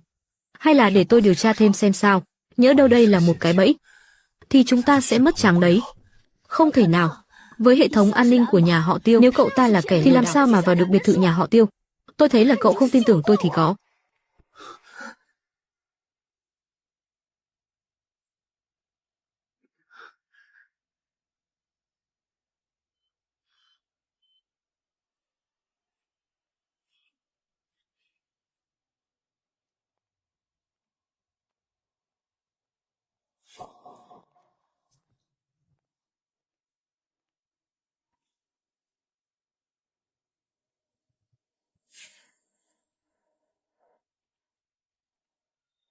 Kia chẳng phải là bà ngoại của Lăng Tiêu sao? Cậu thanh niên đi bên cạnh bà ấy là ai thế? Tiểu Tiêu. Bà ngoại không muốn nằm viện đâu.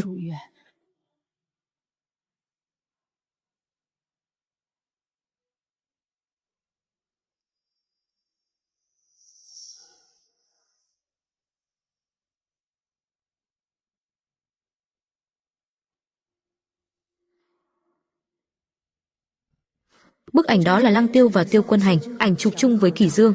Lẽ nào cậu ta chính là Tiêu Quân Hành, hóa ra là cháu sao cô Lệ? Bà ngoại, bà vẫn còn nhớ cháu sao? Nhớ chứ. Cháu là bạn của Tiểu Tiêu mà. Bạn của mình sao? Sao mình lại không nhớ là có cô bạn xinh đẹp không đúng? Thằng nhóc Quân Hành đã mạo danh thân phận của mình để làm trợ lý cho Phú bà, không lẽ chính là cô ấy? Chào cô quen bà ngoại tôi sao? Tiểu Tiêu. Hôm đó cô Lệ có đến nhà thăm bà. Lúc đó cháu lại không có nhà. Bà ngoại gọi anh là Tiểu Tiêu. Anh là... Tôi tên là Tiêu Quân Hành, là bạn của Lăng Tiêu. Bà ngoại bị lẫn mức độ trung bình nên thường xuyên gọi nhầm tên. Sao Lăng Tiêu không đưa bà ngoại đến bệnh viện? Cậu ấy bận rồi. Tôi là anh em tốt của cậu nên giúp đỡ cũng là chuyện đương nhiên thôi. Tiểu Tiêu, tối nay anh đi đấu quyền phải cẩn thận đấy nhé. Vết thương lần trước còn chưa lành đâu. Trán của Tiêu tổng bị sao thế kia? Chỉ là không cẩn thận nên bị va quệt chút thôi. À thì, cháu đưa bà đi khám trước đây, tạm biệt nhé. Lăng Tiêu. Xin lỗi nhé. Xin lỗi, tôi lỡ miệng gọi nhầm.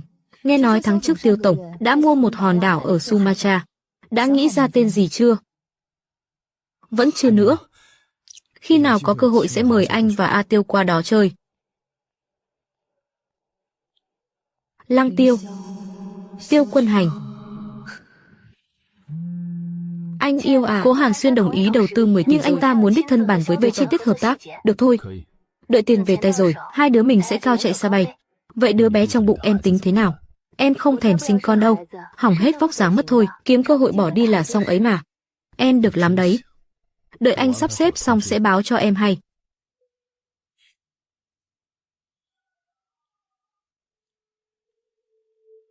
Sao không nghe máy thế nhỉ? Thuê bao mất rồi.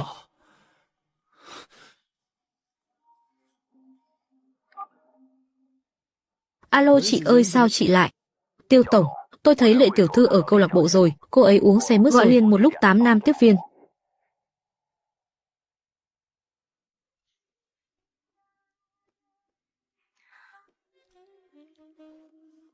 Biết pha rượu không thế?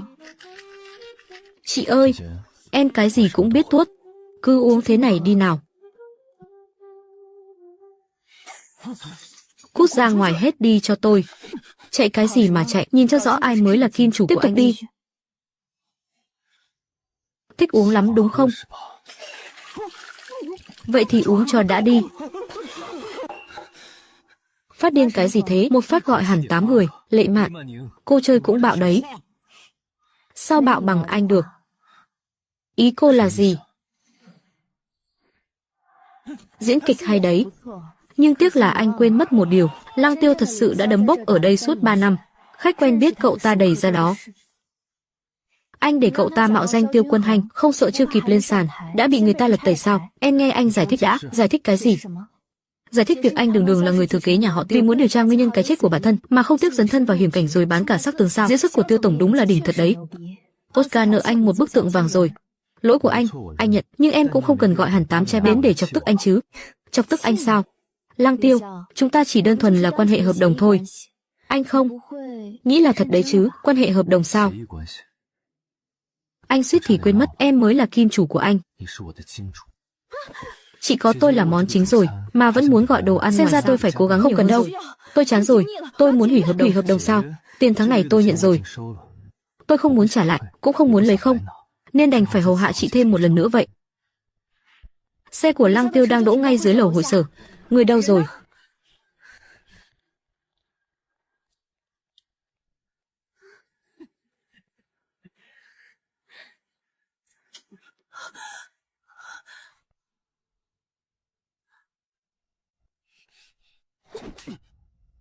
Mày là ai thế?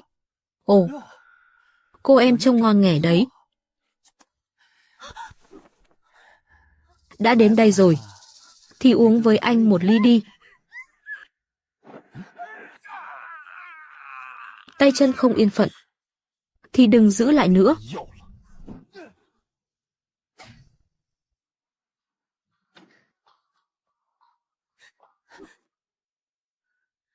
Sao anh lại ở đây? Bàn chút chuyện làm ăn với bạn thôi, thế này mà cũng ghen sao? Đứa con gái lẳng lơ nào làm thế này?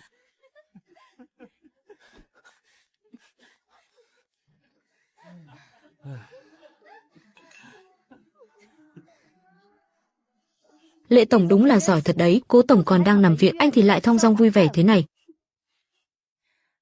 Nếu thích thì tôi chia cho cô vài đứa, suýt nữa thì quên, cô An đang mang thai con của chồng cũ tôi, nên không tiện lắm, đúng là thiệt thòi cho cô quá. Chị đã có món chính là tôi rồi, mà vẫn muốn gọi đồ ăn ngoài. Xem ra tôi phải cố gắng. Không cần đâu, tôi chán nghề rồi, tôi muốn hủy hợp đồng. Hủy hợp đồng sao? Tiền tháng này tôi nhận rồi. Tôi không muốn trả lại, cũng không muốn nhận không, nên đành phải hầu hạ chị thêm một lần vậy.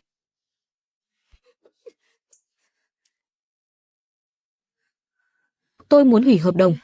Ngay lập tức, ngay bây giờ. Chị quên rồi sao? Kế hoạch của chúng ta đã đi đến bước thứ 3 rồi. Bây giờ mà hủy hợp đồng, thì mọi công sức đổ sông đổ bể. Xe của Lăng Tiêu đang đỗ ngay dưới lầu hội sở. Người đâu rồi? Là Anna. Tôi ra ngoài dụ cô ta đi.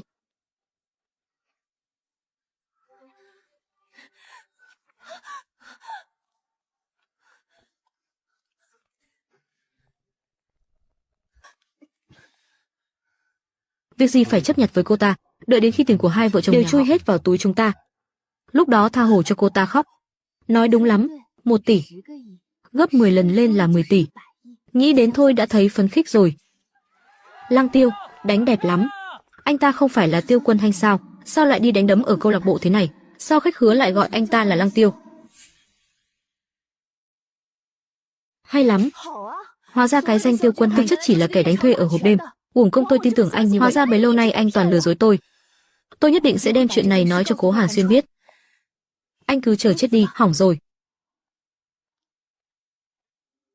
Tiêu Quân Hành.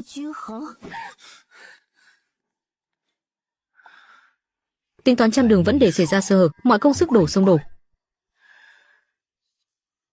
Xin lỗi nhé. Tôi đã nghỉ đấu nửa tháng rồi. Tối nay mà không đến nữa, ông chủ sẽ đuổi việc tôi. Tôi không ngờ cô ấy cũng ở đây, không trách anh được. Để tôi nghĩ cách khác.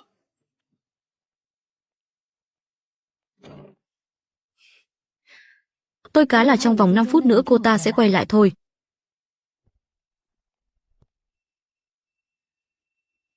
Tiêu Quân Hành ra tay tàn nhẫn thật đấy, ăn thêm một đòn nữa là cậu nát. Anh Khải, anh không sao chứ? Đúng là bọn nhà giàu biến thái, lúc nào cũng bày đủ trò để tiêu khiển. Nếu không phải vì hắn trả nhiều tiền, ông đây đã đấm cho hắn một phát ra bã rồi. Là cô sao? Sao thế? Lần trước tôi ra tay với Cố Hàn Xuyên, giờ cô muốn đòi lại công đạo cho hắn. Tôi chỉ tò mò hỏi chút thôi, võ sĩ vừa đấu với anh lúc nãy là Tiêu Quân Hành phải không? Sao đám khách đó lại gọi anh ta là Lăng Tiêu, giới thượng lưu đến hội sở tìm chút vui vẻ? Có mấy ai dùng tên thật đâu. To rồi, tôi đắc tội với thần tài rồi, giờ phải làm sao đây? Lệ tổng, việc này tôi làm đẹp mắt chứ? Làm tốt lắm, nhớ kỹ đấy. Sau này có ai hỏi về thân phận của Lăng Tiêu, cứ trả lời như thế. Tôi làm việc, ngài cứ yên tâm.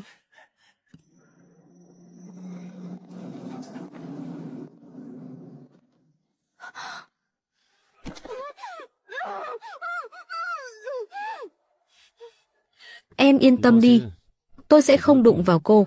Chỉ chụp vài bức ảnh thôi, đừng sợ.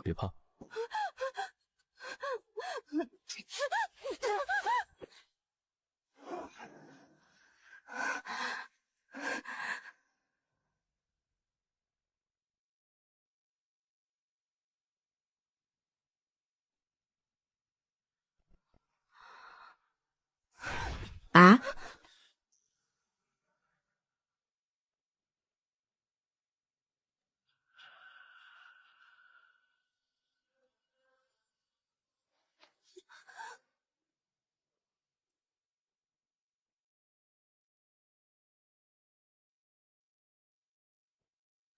có anh ở đây rồi không sao đâu.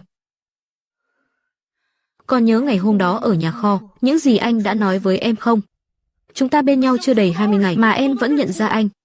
Em và Cố Hàn Xuyên là vợ chồng suốt 5 năm, không lý nào lại không nhận ra bóng lưng của hắn. Tại sao em lại phải bao che cho tên cặn bã đó? Vì ngày Quý Dương gặp chuyện, em đã bị người ta bỏ thuốc rồi chụp lại những bức ảnh nhạy cảm. Kẻ bắt cóc em chính là tên vừa rồi. Dù lúc đó hắn có đeo khẩu trang, nhưng đôi mắt đó, với cả nốt ruồi ở đuôi mắt nữa, có chết em cũng không bao giờ quên. Cứ giao cho anh nhất định sẽ khiến hắn sống không bằng chết. Muốn chết cũng không được, không cần đâu, tự em có thể giải quyết được. Vừa nãy cảm ơn anh nhé. Anna quay lại tìm Lăng Tiêu rồi, em sợ anh ấy không đối phó nổi. Anh mau về đi. Mạn Ninh, anh không cố ý giấu thân phận của mình đâu. Lúc đó là do Cố Hàn Xuyên đã nhận nhầm anh thành Lăng Tiêu để anh tiếp cận em, tìm cơ hội đột nhập vào máy tính để lấy cắp bí mật cốt lõi. Lúc đó anh vì muốn điều tra nguyên nhân cái chết của Kế Dương thực sự đã thuận nước đẩy thuyền, nhưng sau một thời gian bên nhau, anh đã vô tình. Anh không cần giải thích, với nhan sắc đó của anh, tôi cũng đâu có thiệt. Lệ Mạn, em coi anh là thứ đồ chơi gì vậy? Sao thế được, anh là cộng sự đắc lực của tôi mà. Khụ khụ khụ.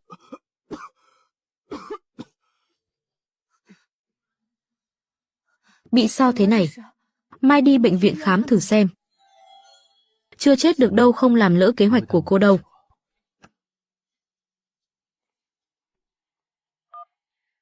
Hoa Huyên, giúp tôi điều tra một người.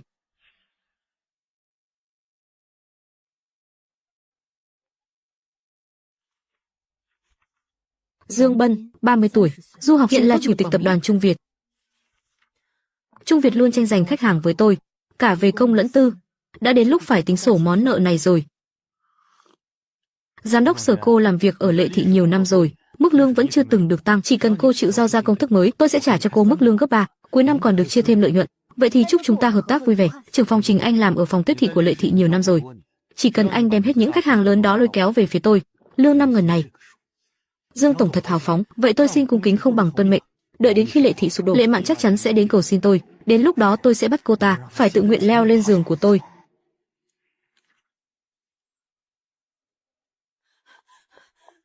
Lệ tổng không xong rồi. Sở Nghiên và Trình Minh đã nhảy việc sang Trung Việt rồi, không những mang theo công thức sản phẩm mới, lại còn nẫng tay trên mấy khách hàng lớn nữa.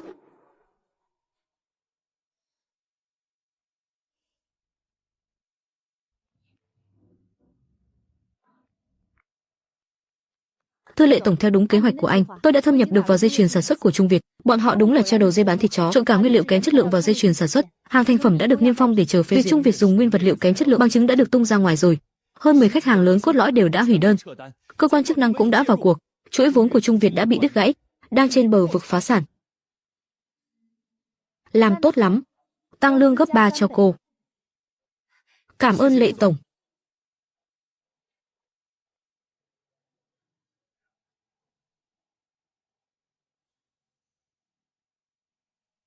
Con khốn này khá đấy chứ, dám thuê người chơi xấu công ty tao.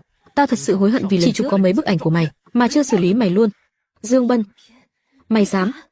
Thế thì hôm nay chúng ta bù đắp lại vậy. Giờ tao chẳng còn gì để mất nữa rồi, kẻ trắng tay thì còn sợ gì ai nữa chứ.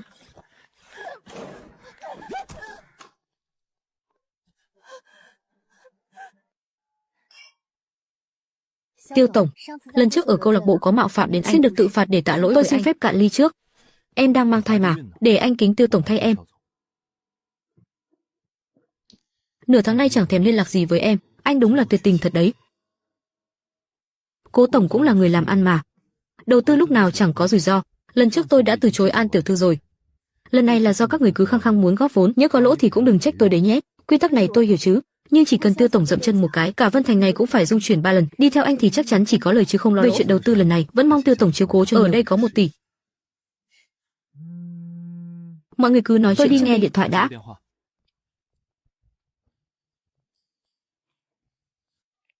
Chị ơi, cuối cùng chị cũng chịu liên lạc với tôi rồi. Thả tôi ra, cứu tôi với. Gương mặt và vóc dáng này của em đúng là cực phẩm mà.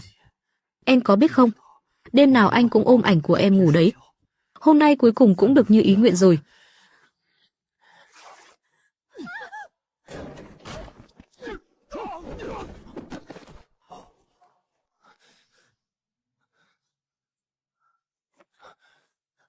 Cô có sao không?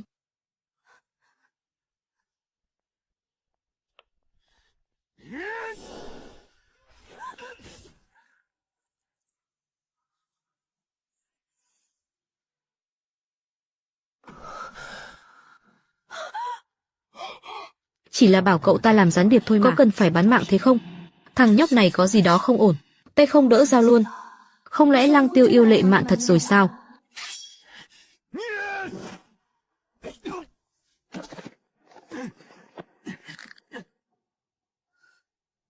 Thân thủ của Tiêu Quân Hanh lợi hại thật đấy.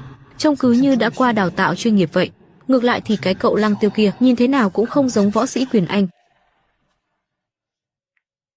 Mau đến bệnh viện đi, kiểm tra xem có bị tổn thương dây thần kinh không. Để tôi bảo tài xế đưa cô đi. Ở đây cứ giao cho tôi. Cảm ơn Tiêu tổng đã ra tay giúp đỡ. Sao mọi người lại đến kịp lúc thế này? Vô tình điện thoại của cô đã gọi cho tôi. Lúc tôi ra hành lang nghe máy thì nghe thấy có tiếng động ở lối thoát hiểm. May mà chúng tôi đang ăn tối ngay dưới lầu, nếu không thì hậu quả thật khôn lường. Đưa tên cặn bã này đến đồn cảnh sát. Đứa nào dám động vào tao, Cố Hàn Xuyên, đừng quên những chuyện bẩn thỉu mày đã làm.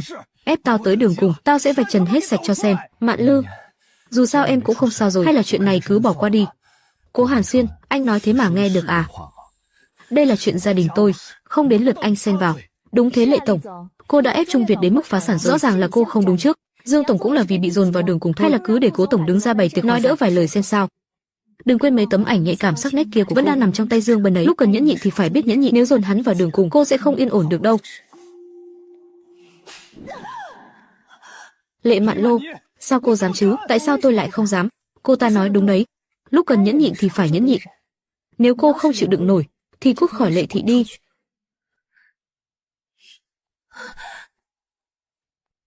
Nửa năm trước tôi vì danh tiếng mà phải ngậm đắng nuốt cay, đến bây giờ tôi mới nhận ra, loại chuột cống bẩn thỉu dưới mương như ông, càng nhẫn nhịn nhiều bước, nó lại càng lấn lướt trèo lên đầu lên cổ mình.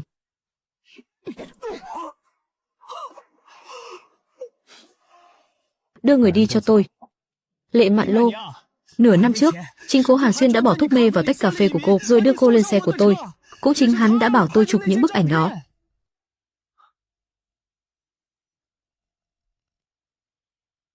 Mạn em đừng nghe hắn nói bậy, hắn chỉ đang chó cùng rất cố tình muốn kéo anh xuống nước cùng thôi. Nói cho rõ ràng đi, tôi và Cố Hàn Xuyên là bạn học cũ. Lúc đó chuỗi vốn của Trung Việt gặp trục trặc, hắn lấy việc rót vốn làm điều kiện để ép và chụp lại những bức ảnh đó. Cô không ngờ tới đúng không? Kẻ thực sự hãm hại cô lại chính là người đàn ông đầu ấp tay gối.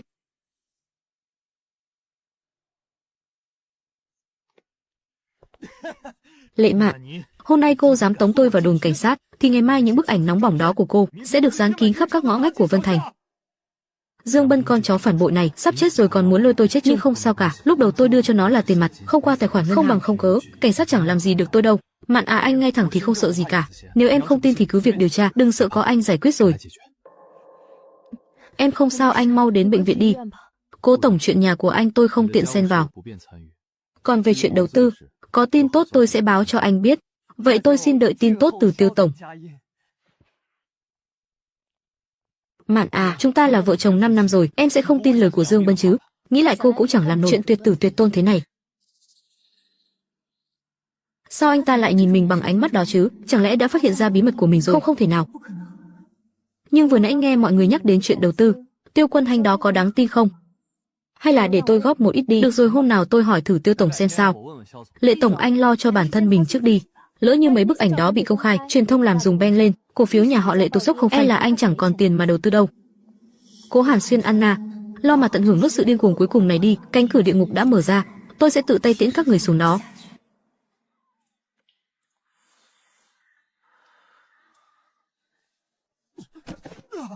Đây là nơi nào thế? Mày muốn làm gì? Giao ảnh của Lệ Mạn Lô ra đây. Tao sẽ tha cho mày một con đường sống. Tao không giao thì mày làm gì được tao? Xã hội này có pháp, mày thực sự dám giết tao sao? Mày định làm gì? Đừng có làm bậy. Dám đụng vào người phụ nữ của tao, đây chính là kết cục của mày. Á.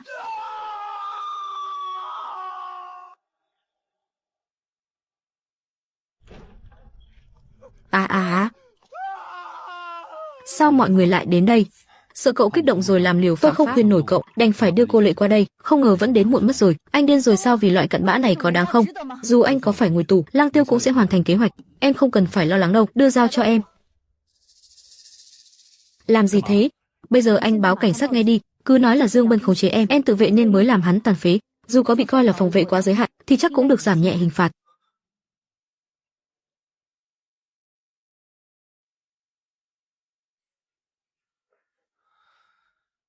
Em chấp nhận gánh tội thay anh sao?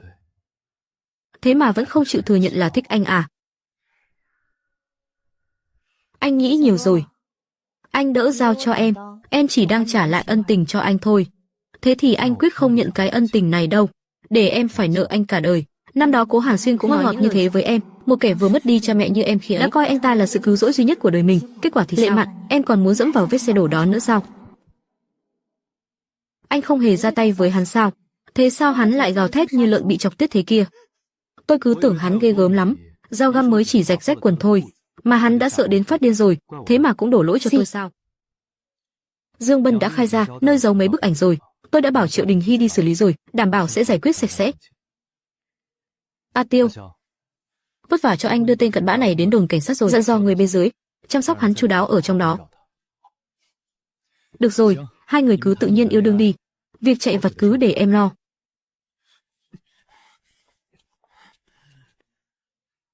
Chị lại nợ em một ân tình rồi đấy. Xem ra em chỉ có thể lấy thân báo đáp thôi. Tiêu tổng, chúng ta không cùng một thế giới đâu.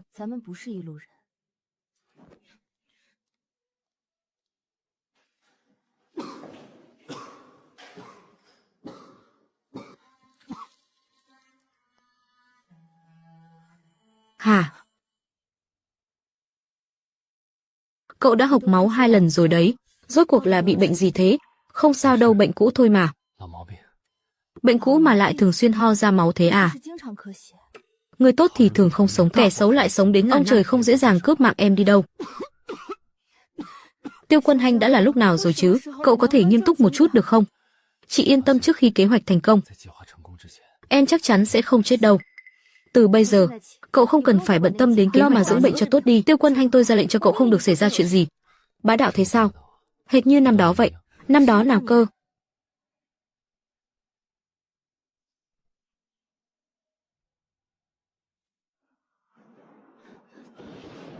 Tiêu Quân Hành, cậu đúng là đồ hèn nhát. Quý Dương, mẹ tôi bị Tiểu Tam ép đến chết rồi. Bố tôi thì bảo tôi là kẻ vô dụng. Tôi sống còn có ý nghĩa gì nữa chứ? Nhưng cậu nhảy xuống như thế thì giải quyết được gì chứ? Để tác hợp cho mụ Tiểu Tam và đứa con riêng đó sao? Nếu cậu có bản lĩnh thì phải giẫm nát bọn họ dưới chân, đòi lại những gì bọn họ nợ cậu và mẹ cậu, cả gốc lẫn lãi đòi lại hết cho tôi.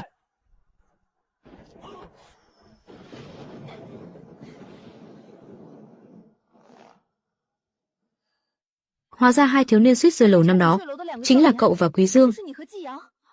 Thảo nào lần đầu tiên tôi gặp cậu đã cảm thấy quen thuộc như vậy. Có lẽ đây chính là yêu từ cái nhìn đầu tiên. Quý Dương là một người rất thuần khiết, cậu ấy yêu cậu, muốn cứu cậu ra khỏi lồng giam đó, chỉ tiếc là đã thất bại, còn mất luôn cả mạng sống của mình. Cậu đã tự khóa chặt trái tim mình lại. Tôi không thể nào mở ra được, cũng chẳng thể nào đến. Có lẽ em cũng giống như Quý Dương, định sẵn là không thể đi cùng chị đến cuối con đường. Chị ơi, chị có thể đồng ý với em một yêu cầu được không? Em nói đi. chờ mọi chuyện kết thúc rồi gả cho em được không?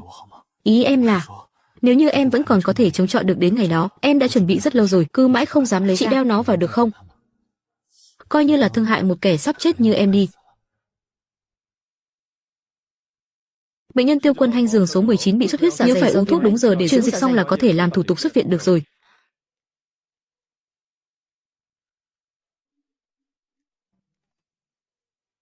Tiêu Quân Hanh, anh muốn em.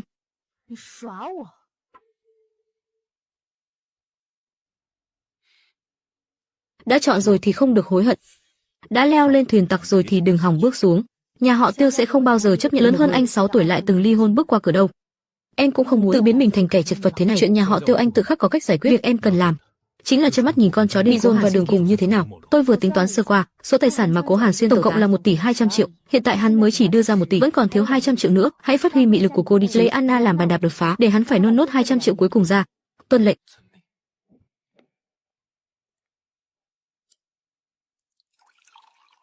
Cố tổng đích thân xuống bếp sao? Hôm nay là ngày vui gì thế? Mạn Chữ, em cũng biết đấy, để đầu tư vào mỏ phỉ thúy của Tiêu Quân Hanh, anh đã dốc sạch toàn bộ số tiền tích lũy bấy lâu nay. Nhưng đúng vào lúc mấu chốt này con bé đòi tiền anh, nói là nếu anh không đưa thì cô ta sẽ phá bỏ đứa con trong bụng. Nghe ý của anh là muốn dùng tiền của tôi để giữ lại đứa con riêng của anh. Mạn, anh biết chuyện này hơi quá đáng. Nhưng tình cảnh hiện giờ của anh em cũng biết rồi đó, lỡ như Anna bỏ đứa bé, nhà họ Cố sẽ tuyệt hậu mất. Em giúp anh lần cuối này thôi được không? Anh muốn vay bao nhiêu? 200 triệu tệ. Hiện tại tôi không có sẵn nhiều tiền mặt thế đâu. Thế này đi, tôi có một khách hàng lớn, chỉ cần anh thế chấp bất động sản đứng tên anh, ông ấy có thể cho anh vay. Dù sao cũng là nghĩa vợ chồng, tiền lãi tôi sẽ trả giúp anh. Nhưng đợi đến khi anh đầu tư kiếm được tiền rồi, tôi muốn lấy 10%. Khách hàng của em có đáng tin không? Sẽ không có rủi ro gì chứ? Đều là những người làm ăn có uy tín trong ngành. Khắp cái Vân Thành này, ngoài nhà họ Tiêu ra, thì chỉ có họ mới có thể trong vài ngày gom đủ 200 triệu tệ. Có muốn vay hay không? Anh tự cân nhắc đi. Được, anh vay.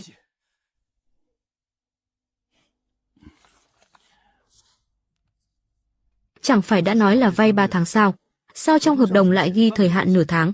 Quá hạn là sẽ tịch thu toàn bộ bất động sản. Quy tắc chỗ tôi xưa nay đều là nửa tháng.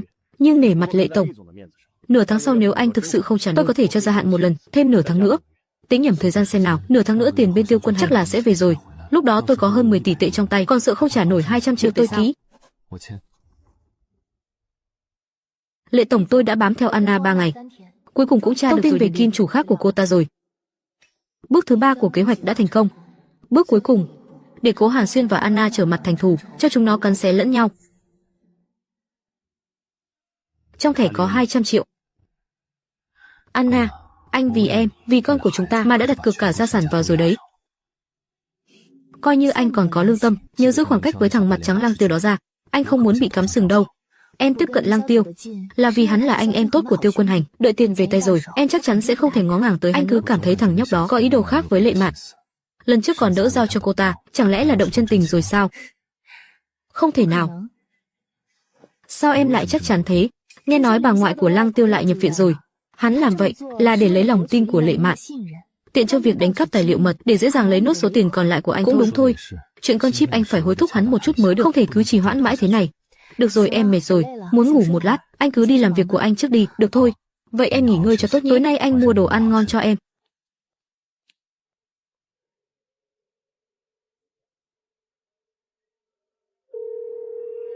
$200 triệu đã về tay rồi, giúp tôi đầu tư thêm vào mỏ phỉ thúy. Được. Anh bảo đưa em đi một nơi. Chính là chỗ này sao? Không phải anh nói Anna nghén dữ dội làm sao? Quán này rất nổi tiếng đấy. Bà bầu ăn chút đồ ngọt, tâm trạng sẽ thoải mái hơn. Anh mà cũng rộng lượng thế cơ à? Thế này chẳng giống phong cách của anh chút nào. Tôi chỉ vì nể phần chia lợi nhuận đầu tư thôi. Dù sao thì ai lại đi chê tiền bao giờ? Chia lợi nhuận sao? Đến lúc đó tiền nằm trong tay tôi rồi, việc có đưa cho anh hay không chẳng phải do tôi quyết định sao? Sắp đến giờ rồi. Nhân vật chính nên xuất hiện rồi.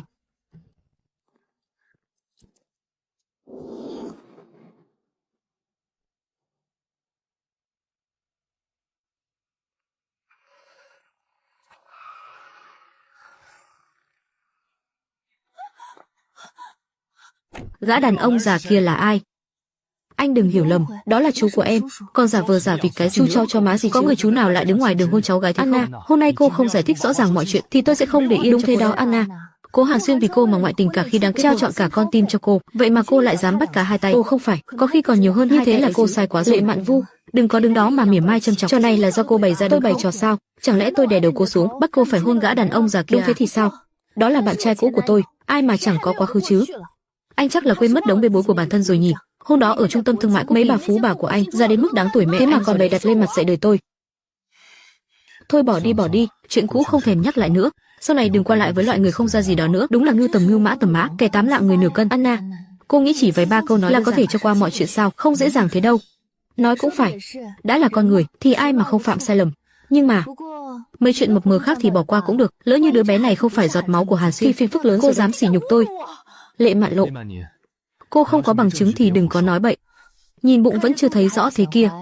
Cùng lắm là mới mang thai được 2 tháng trước. Vậy thì làm xét nghiệm ADN không chính xác lên đến 99,99%, lại hoàn toàn không có nguy cơ sảy thai. Cố Hàn Xuyên, anh thực sự muốn làm xét nghiệm ADN sao? Anna ngày nào cũng ở bên tôi, không cần thiết phải thế đâu, cẩn thận không bao giờ thừa.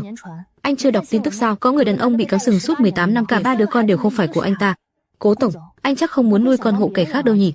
Anna, chỉ là rút một ống máu thôi, chắc không ảnh hưởng gì đến sức khỏe của em thôi. Muốn làm cũng được, nhưng không thể làm khơi khơi như thế. Lệ Mạn, cô cũng phải trả một cái giá nào đó chứ. Được. Nếu đứa bé thực sự là con của Cố Hàn Xuyên, tập đoàn Lệ Thị, bao gồm tất cả tài sản dưới tên tôi, đều sẽ thuộc về cô. Một lời đã định. Nhưng nếu bố của đứa trẻ lại là kẻ khác, thì cô phải đứng trước truyền thông, quỳ xuống dập đầu trước tôi, tự tát 10 cái vào mặt, coi như là hình phạt cho việc cô đã phá hoại cuộc hôn nhân của tôi trước đây. Được thôi.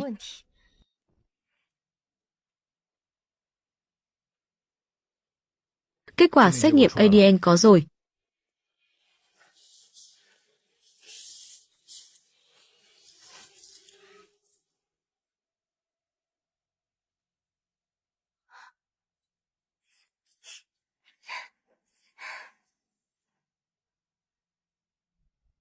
Lệ Mạn Lư, vỏ quýt dày có móng tay nhọn. Không ngờ tới đúng không? Trung tâm xét nghiệm có người của tôi. Hàn Xuyên, bây giờ anh chịu tin em rồi chứ? Anna, để em chịu ấm ức rồi. Mạn Lư, chúng ta kết hôn 5 năm rồi, cô đến một mụn con cũng không thể hoàn toàn trách tôi được. 5 ngày nữa làm xong thủ tục phân chia tài sản, chúng ta chia tay trong hòa bình. 5 ngày. Khoản bảo hiểm tai nạn cá nhân khổng lồ đó 3 ngày nữa sẽ có hiệu lực. Anh ta sẽ không để tôi sống quá 5 ngày đâu. Cố Hàn Xuyên, xét nghiệm ADN tôi đã làm rồi. Chuyện Lệ Mạn sỉ nhục tôi không thể cứ thế mà bỏ qua được. Nếu anh không cho tôi một câu trả lời thỏa đáng, đứa bé này tôi sẽ không cần nữa. Không được. Đứa bé này là hy vọng cuối cùng của anh. Chỉ cần em giữ đứa bé lại, bất kỳ điều kiện nào anh cũng đồng ý. Vậy thì bảo Lệ Mạn Lư quỳ xuống trước mặt tôi, tự tát 10 cái vào mặt, rồi dập đầu nhận lỗi.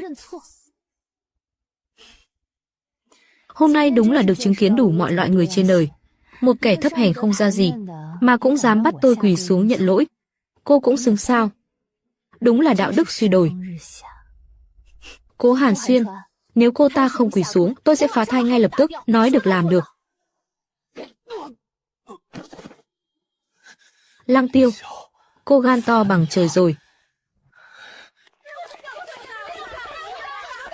Lệ Mạn Lư, cô gọi nhiều phóng viên đến thế này làm gì? Cố Hàn Xuyên, anh ngoại tình khi đang kết hôn rồi còn có con với Tiểu Tam. Hôm nay tôi nhất định phải vạch trần anh trước truyền thông, vạch trần bộ mặt thật của anh, để vạch rõ ranh giới với anh. Thưa các bạn phóng viên, tôi muốn tố cáo nhân viên của trung tâm giám định này đã lén lút thông đồng với Tiểu Tam Anna để làm giả kết quả xét nghiệm. Lệ Mạn Lư, cô nói bậy bạ gì đó. Cô Lệ kia, nếu cô không đưa ra được bằng chứng thì đó chính là vu khống, và cô sẽ phải chịu trách nhiệm trước pháp luật. Tự đi mà xem. Bệnh nhân Cố Hàn Xuyên được chẩn đoán mắc chứng vô tinh nguyên phát.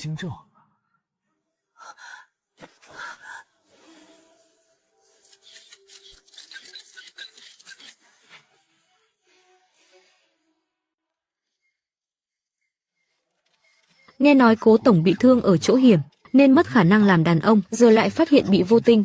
Thế này chẳng phải là tuyệt ngoại tình lúc kết hôn. Tiểu Tam cắm sừng. Tin này nóng hổi quá, ngày mai chắc chắn sẽ lên trang nhất. Cố Hàn Xuyên, anh làm mùng 1 thì tôi làm 15. Cảm giác thế nào? Cố Hàn Xuyên, kết hôn 5 năm. Anh cứ đổ lỗi cho tôi không sinh được con. Hóa ra người có vấn đề lại là anh. Không thể nào, tôi không tin. Lệ Mạn Lư, bản báo cáo này chắc chắn là cô làm giả. Nếu anh không tin, thì có thể đến bệnh viện khác khám lại. Không tin bệnh viện trong nước thì ra nước ngoài mà khám.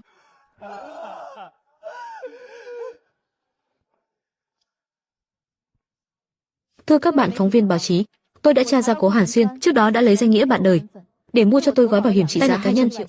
Chỉ còn 3 ngày nữa là có hiệu lực. Nếu đến lúc đó tôi có xảy ra chuyện gì bất trắc, thì chắc chắn là do anh ta làm. Ngoại tình trong thời kỳ hôn nhân, lại còn âm mưu lừa tiền bảo hiểm, thật là đáng sợ. Đừng quay nữa, cút hết đi cho tôi. Đồ khốn! Tôi đối xử với cô hết lòng hết dạ, thế mà cô lại đối xử với tôi như vậy.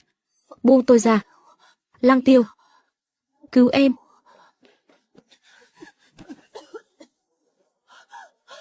Người sắp chết đuối sẽ coi khúc gỗ nổi là cơ hội sống sót duy nhất, cơ hội để đánh sập phòng tuyến tâm lý của cô ta đến rồi. Anh đưa em đi, Anna. Nợ nần giữa chúng ta vẫn chưa tính xong đâu. Cô thử bước đi một bước xem. Cố Hàn Xuyên, có bao nhiêu phóng viên ở đây đấy? Anh muốn làm gì? Ai đã báo cảnh sát? Là tôi. Có người tố cáo anh cấu kết với người khác làm giả tài liệu giám định tài sản nhằm trục lợi bất chính. Xin vui lòng hợp tác với chúng tôi về đồn điều tra.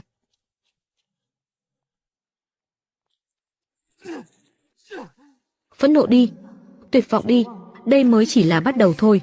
Cố Hàn Xuyên, những sỉ nhục và tổn thương anh đã gây ra cho tôi sẽ bắt anh phải trả giá gấp 10 lần. Cố Hàn Xuyên hiện giờ đã biết tôi lừa anh ta, chắc chắn sẽ không tha cho tôi đâu. Tôi phải làm sao bây giờ? Muốn thoát khỏi anh ta cũng không khó. Quan trọng là cô có chịu hay không? Cái gì? Đến đồn cảnh sát tự thú, nói ra sự thật về cái chết của Quý Dương, tống Cố Hàn Xuyên vào tù.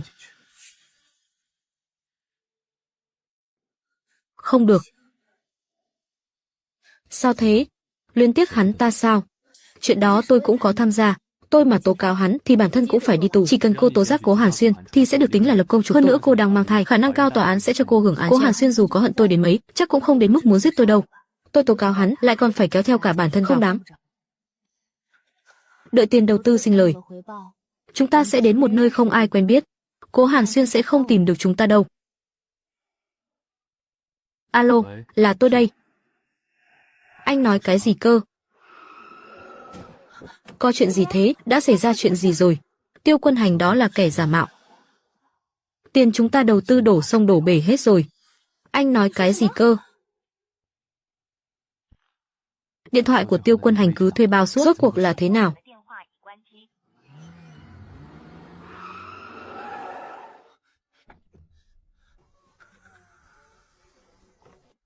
Anh không phải Tiêu Quân Hành. Đây là chủ tịch tập đoàn họ Tiêu của chủ tịch Tiêu, Thất Kính Khóa. Thời gian trước tôi có đầu tư vào mỏ ngọc bích của Tiêu, nhưng cứ mãi không liên lạc được với anh ta. Nhà họ Tiêu chúng tôi chưa từng kinh doanh ngọc bích, cho dù có làm, với tài lực của nhà họ Tiêu cũng chẳng cần phải gọi vốn. Hơn nữa con trai tôi Quân Hằng trước giờ toàn phát triển sự nghiệp, làm sao có thể hợp tác với anh được? Chủ tịch Tiêu ngài xem, đây là ảnh chụp chung của tôi và Tiêu tổng. Tôi khuyên anh nên báo cảnh sát đi, người này vốn dĩ không phải Quân Hằng.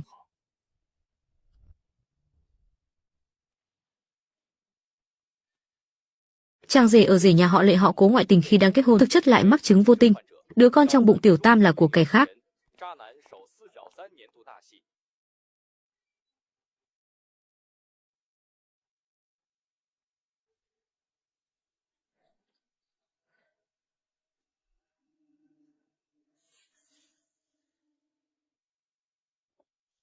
Cái gọi là phi vụ đầu tư mỏ phỉ thúy đó là anh đã thiết kế riêng cho tôi, một cái bẫy lừa đảo đúng không, Lệ Mạn Lư?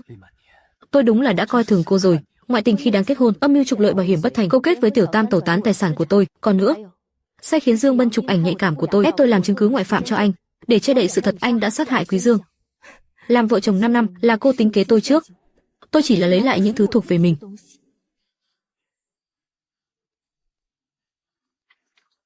Nhìn cái vẻ cao cao tại thượng của cô kìa. Cô nghĩ 5 năm qua tôi sống dễ chịu làm sao? Tôi chẳng qua cũng chỉ là một kẻ ở rể nhà họ Lệ. Trong mắt cô tôi chỉ là một thứ phụ kiện, có cũng được không có cũng chẳng sao. Cô đã bao giờ tôn trọng tôi chưa? Cô chẳng qua chỉ là đầu thai vào nhà tốt thôi. Dựa vào cái gì mà coi thường tôi chứ? Dựa vào cái gì mà sai bảo tôi? Tôi sai bảo anh hồi nào? Anh đúng là biết cách vừa ăn cướp vừa la làng. Chẳng lẽ không phải sao? Vợ người ta ai cũng coi chồng như ông trời. Còn cô thì sao? Ngoài công việc ra thì chỉ biết có công việc. Một người phụ nữ không ở nhà chăm chồng dạy con, cứ phải ra ngoài bươn trải làm người phụ nữ mạnh mẽ để làm. Cô chẳng phải là muốn lấn lướt tôi sao? Một cuộc hôn nhân không môn đăng hộ đúng là khiến lòng người trở nên méo mó. Tôi luôn cố gắng tiến về phía trước, điều anh nghĩ không phải là đuổi kịp tôi, mà là dùng cách chèn ép tôi để nâng cao bản thân mình, nhằm duy trì cái gọi là sĩ diện đàn ông của anh. Bây giờ danh tiếng của tôi đã mất, chẳng còn lại gì cả. Anh đang đắc ý lắm đúng không? Tôi mà sống không yên ổn thì anh cũng đừng hòng được yên thân. Cố Hàn Xuyên, tôi vẫn giữ nguyên câu nói đó. Chúng ta chia tay trong êm đẹp. Tôi có thể chia cho anh 10 triệu. 10 triệu. Cô nghĩ đang bố thí cho ăn mày đấy hả? Tôi càng không để cô được tọa nguyện. Tôi cứ dây dưa hành hạ cô thế cô đấy. Thì làm gì được tôi nào? Anh muốn dây dưa, tôi tự nhiên sẽ tiếp đón đến cùng. Nhưng mà Anna đang nắm giữ rất nhiều bí mật của anh đấy. Lỡ như ngày nào đó cô ta chuyện của anh và Kỳ Dương, anh sẽ bị tống giam đấy.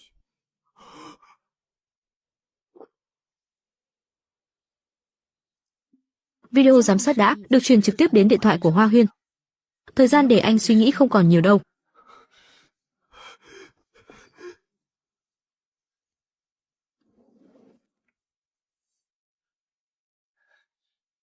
Sự phối hợp này ăn ý ghê nhỉ.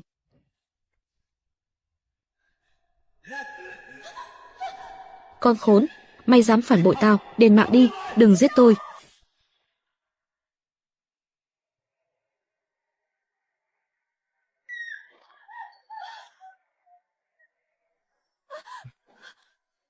Cố Hàn Xuyên muốn giết tôi phải làm sao bây giờ? Hãy đến sở cảnh sát khai ra sự thật về cái chết của Kỳ Dương, tống hắn ta vào tù. Cô nói đúng, đã vậy hắn bất nhân, thì đừng trách tôi bất nghĩa.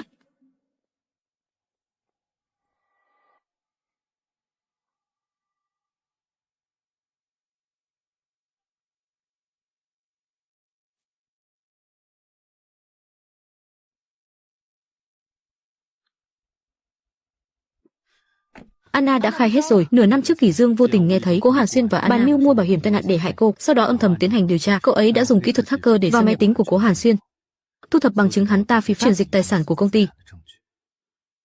Nhìn từ đoạn ghi âm trong điện thoại của Anna, Quý Dương còn chưa kịp đem bằng chứng giao cho tôi thì đã gặp nạn rồi. Anh có biết vào ngày Quý Dương ngã lầu, tại sao tất cả camera giám sát lại cùng nhưng lại không hề có dấu vết bị phá hoại cố ý không? Với năng lực của Cố Hàn Xuyên thì tự nhiên không thể làm được rồi. Chẳng lẽ là do tự Quý Dương làm? Đúng vậy, chính cậu ấy đã dùng để vô hiệu hóa camera giám sát. Tại sao chứ? Anna đã dùng video bắt cóc để uy hiếp Quý Dương. Quý Dương là vì muốn bảo vệ nên mới buộc phải làm như thế. Lệ tổng, hôm nay là sinh nhật anh, món quà này tuy không đắt tiền, mong anh đừng chê bôi. Quý Dương, hãy nhớ kỹ thân phận của cậu. Tôi vô tình nghe trộm được Cố nói chuyện với Anna, bọn họ lén lút vụ trộm sau lưng chuyển dịch tài sản, thậm chí còn lên kế hoạch sát hại anh. Nếu tôi giúp anh tìm ra bằng chứng bọn họ hại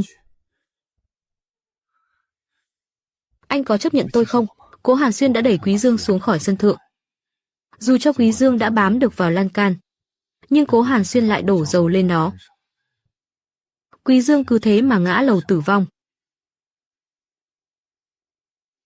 Cố Hàn Xuyên lạm dụng chức vụ biển thủ công quỹ, chiếm đoạt tài sản, giết người, bắt cóc, sỉ nhục người khác, phạm nhiều tội cùng lúc, khả năng cao sẽ bị phán tử hình, ít nhất cũng là chung thân.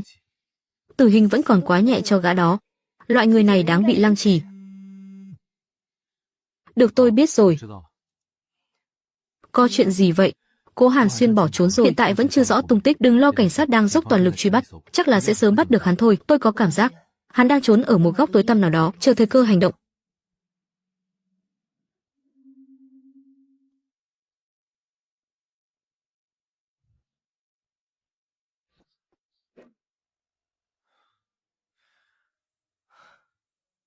Cũng cảnh giác gớm nhỉ. Cố Hàn Xuyên vẫn chưa bị bắt, chẳng phải là vì sợ hắn trả thù sao? Lăng Tiêu, cảm ơn cậu đã giúp đỡ. Chuyện của anh em cũng là chuyện của tôi, việc nên làm thôi. Vốn dĩ tôi đã chuẩn bị một khoản tiền thù lao cho cậu, nhưng cậu đã nói thế rồi, vậy thì khỏi luôn đi cho đỡ tốn. Tấm lòng khó khước từ, tôi mà từ chối thì đúng là không nể mặt Tiêu tổng rồi. Đi thôi, đi xem bà ngoại thế nào rồi. Lạ thật, bà ngoại đi đâu rồi nhỉ? Lăng Tiêu, mày dám gài bẫy tao à? Đợi mà nhặt xác cho bà ngoại mày đi.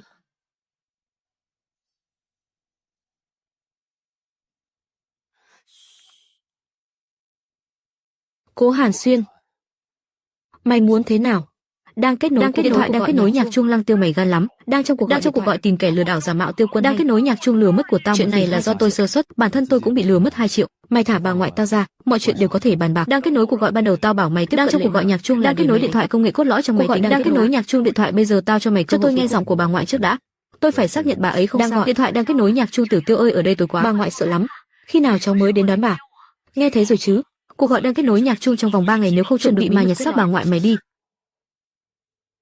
Bà ngoại bị bệnh tim, nhớ bà bị kích động rồi phát bệnh thì sao? Cố Hàn Xuyên giờ chẳng còn gì trong tay, lại còn sắp phải ngồi tù. Giờ hắn chẳng khác gì một con chó điên. Nếu bây giờ báo cảnh sát, rất có thể hắn sẽ giết con tin. Xem ra hắn muốn đem Lệ Thị bán công nghệ cốt lõi cho công ty khác, kiếm một khoản để bỏ trốn. Vậy thì đáp ứng hắn đi. Cậu nói nghiêm túc đấy chứ? Tất nhiên rồi, mạng người là quan trọng nhất. 3 giờ chiều mai tại bến cảng giữ Chu, một tay giao chip một tay giao người. Dám báo cảnh sát thì lo mà nhặt xác đi. Được. Thèm khát con chip đó đến thế sao? Thế thì cho hắn tọa nguyện.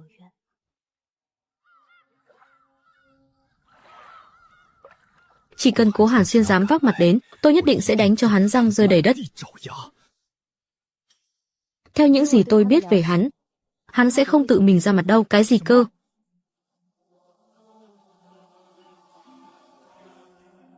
Bỏ con chip vào trong flycam, ở chiếc túi phía dưới, đợi tao kiểm tra hàng xong, tự khắc sẽ thả người.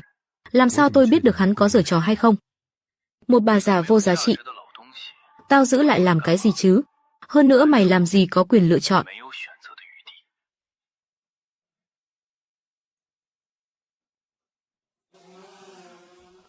Để tôi đi bám theo chiếc flycam. Không cần bám theo, cứ xem tôi đây. Tìm thấy rồi.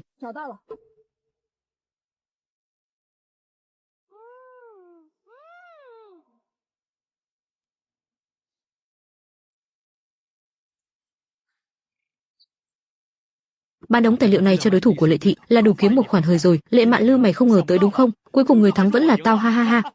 Vốn dĩ tao với bà không oán không chẳng việc gì phải giết bà cả, nhưng thằng cháu ngoại lại giúp con khốn đó lừa của tao 12 tỷ. Cơn giận này tao không nuốt trôi được, có làm ma làm quỷ, muốn đòi mạng thì nhớ tìm Lệ Mạn.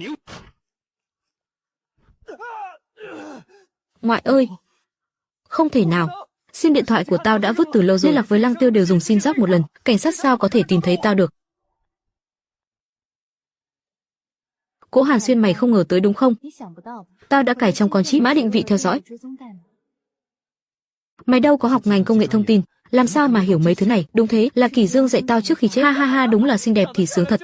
Đi đến đâu cũng có đàn ông bán mạng cho mày. Tao thua rồi nhưng tao không phục. Mày không phải thua tao, mày thua chính bản thân mày. Sự ích kỷ, tham lam, tàn nhẫn, độc ác, gieo gió gặt bão thôi. Chờ chịu sự trừng phạt của pháp luật đi. Lệ Mạn, mày tưởng Lăng Tiêu thật lòng yêu mày sao? Hắn ta chính là do để đánh cắp bí mật cốt lõi của Lệ Thị. Thế thì tôi phải cảm ơn món quà của Cố tổng rồi ha. Mày chọn người cũng khá đấy. Tặng thêm cho mày một bí mật nữa. Tao không phải Lăng Tiêu, tao là Tiêu Quân Hanh. Mày là Tiêu Quân Hanh. Đôi cẩu nam nữ tụi mày, tao nguyền rủa tụi mày chết không toàn thây.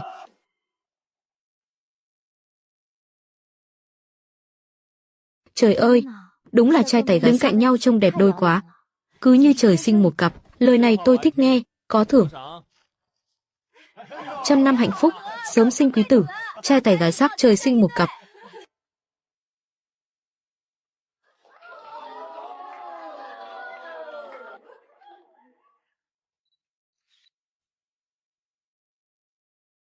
Chúc mừng hai người, lấy lại tất cả những gì thuộc về mình. Lên xe đi. Đi đâu thế? Đến cục dân chính đăng ký kết hôn. Anh chờ ngày này lâu lắm rồi. Em vừa mới thoát khỏi bể khổ, đừng quậy nữa. Sao thế, em sợ ông già không đồng ý à? Cứ giao cho anh là được. Quân Hành, bây giờ thế này tốt rồi, không cần thiết phải bị ràng buộc bởi một tờ hôn thú. Ý em là sao? Ý em là trân trọng hiện tại, yêu thương người trước mắt, không đặt trước kết quả, chỉ cần tận hưởng quá trình. Ý em là chúng ta cứ làm người tình bí mật mãi sao?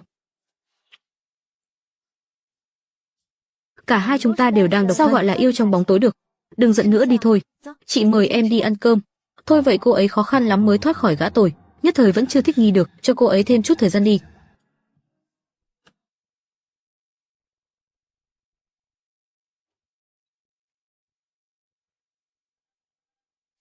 Cháu và Quân Hành sàn sàn tuổi nhau. Dưới góc nhìn của cháu, Người phụ nữ này thế nào?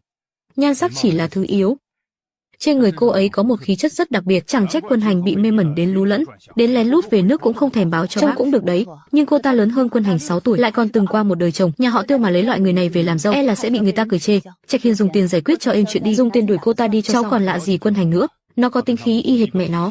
Nếu ta dùng biện pháp mạnh, nó tuyệt đối sẽ không khuất phục. Ta sẽ không để người phụ nữ này hủy hoại tình cảm cha con của chúng ta. Báo cho Quân Hằng biết, 3 ngày sau đưa Lệ Mạn tham gia tiệc thượng thọ của ta. Ta tự có cách để cô ta biết khó mà lui.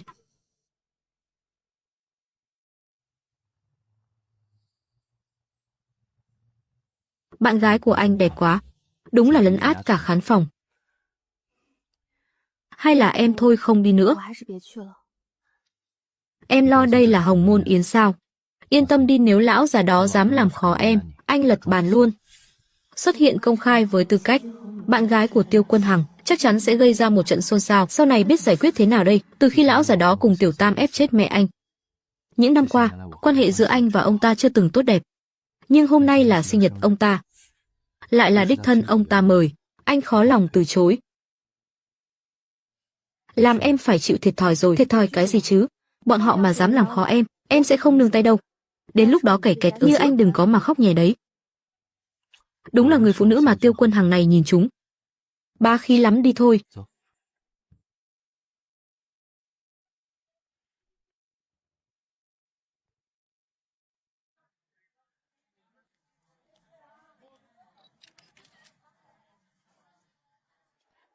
Tiêu Thiếu lần đầu dắt theo bạn nữ xuất hiện.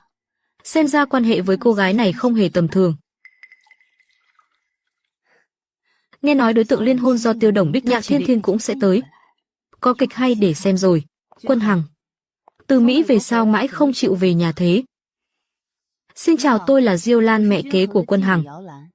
Cô chính là cố phu nhân đúng không? Thật hân hạnh. Chuyện gì thế này? Bạn gái của Tiêu Thiếu là người đã có chồng sao? Chú ý lời nói của mình đi. Bạn gái tôi vẫn còn độc thân. Ô kìa, mới đó đã vội bảo vệ rồi cơ đấy. Quân Hằng nhà chúng tôi xưa nay tiêu chuẩn rất cao, lại có thể trị cho nó ngoan ngoãn nghe lời thế này. Lệ tiểu thư thật là giỏi thủ đoạn. Nghe nói cô Diêu từng là bạn thân nhất của Tiêu phu nhân, nhưng lại lén lút leo lên giường của chủ tịch Tiêu lúc bà ấy đang bệnh nặng, cuối cùng bức tử Tiêu phu nhân để giành lấy danh phận. Nói về thủ đoạn thì tôi tự thấy mình không bằng. Đủ rồi.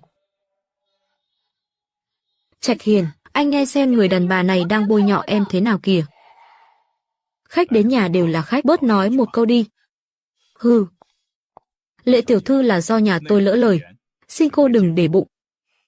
Bác nói quá rồi. Hôm nay lão già này bỗng dưng khác thường thật, không biết là đang âm mưu trò gì đây. Anh Quân Hành, anh về nước sao không tìm em? Sao em lại tới đây? Đây là ai vậy? Tôi tên là Nhạc Thiên Thiên, là của anh Quân Hành, vị hôn thê. Đúng thế.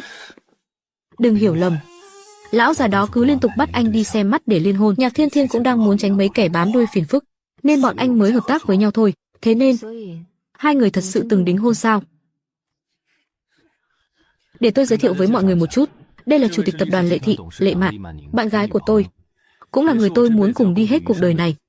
Nhân dịp tiệc sinh nhật của bố tôi ngày hôm nay, xin mọi người hãy làm chứng giúp tôi. Đây là lần đầu tiên Tiêu Thiếu công khai thừa nhận có bạn gái.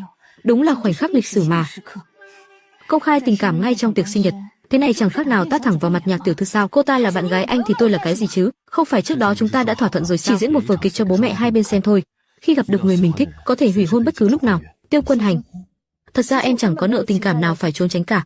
Em nói thế chỉ là vì muốn đến gần anh, muốn được ở bên cạnh anh. Quân Hành, con đã là người trưởng thành rồi, nên cho Nhạc tiểu thư một lời giải thích thỏa đáng. Bố, đây là đối tượng liên hôn bố tự sắp xếp cho con, chứ không phải người con muốn. Con với Nhạc tiểu thư hoàn toàn trong sạch, đến tay còn chưa nắm bao giờ. Con biết giải thích thế nào với cô ta đây. Nhân cơ hội này, con cũng muốn tuyên bố một việc. Con muốn cưới Quân Hành. Hôm nay là tiệc sinh nhật của bố. Con từ lúc bước vào cửa đến giờ, đến một lời chào cũng không có. Đây là thái độ con nên có với bề trên sao? Bố, chúc bố sinh nhật vui vẻ. Đây là món quà con và Mạn cùng chọn. Lệ tiểu thư, cảm ơn món quà của cô. Tôi có vài lời muốn nói riêng với cô. Có tiện không? Tất nhiên rồi, Lệ tiểu thư. Tôi thẳng thắn luôn nhé. Tôi không đồng ý chuyện hôn sự của cô và Quân Hành. Cháu đoán được rồi. Tiếp theo có phải bác định dùng tiền để bắt cháu rời xa Quân Hành đúng không? Tôi biết cô không thiếu tiền. Hơn nữa tôi cũng không muốn dùng tiền để coi phụ nữ như một món hàng. Cảm ơn sự thẳng thắn của bác cứ yên tâm. Cháu chưa từng nghĩ đến việc gả vào nhà họ Tiêu, biết tự lượng sức mình thì tốt. Chưa nói đến chuyện cô lớn tuổi hơn Quân Hành, lại còn từng qua một đời chồng. Chỉ riêng việc nửa năm trước cô bị người ta chụp ảnh nhạy cảm đã gây xôn xao khắp Vân Thành rồi. Quân Hằng mà thực sự cưới cô, đúng là làm nhục gia môn nhà họ Tiêu. Chủ tịch Tiêu, ông lừng lẫy trên thương trường hàng chục năm nay, tôi cứ nghĩ tầm nhìn và bản lĩnh của ông phải phi phàm lắm chứ, nhưng giờ xem ra, tôi đã lầm rồi. Tôi bị người ta bắt cóc và hãm hại, đó hoàn toàn không phải lỗi của tôi. Vậy mà ông không đi lên án kẻ thù ác, lại đứng trên đỉnh cao đạo đức để công kích nạn nhân. Đây chính là gia giáo của nhà họ Tiêu ở Vân Thành sao?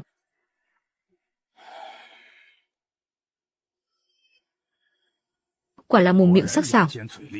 Tôi tuyệt đối không để cô. Bố vẫn chưa nói chuyện xong sao? Con vào đây.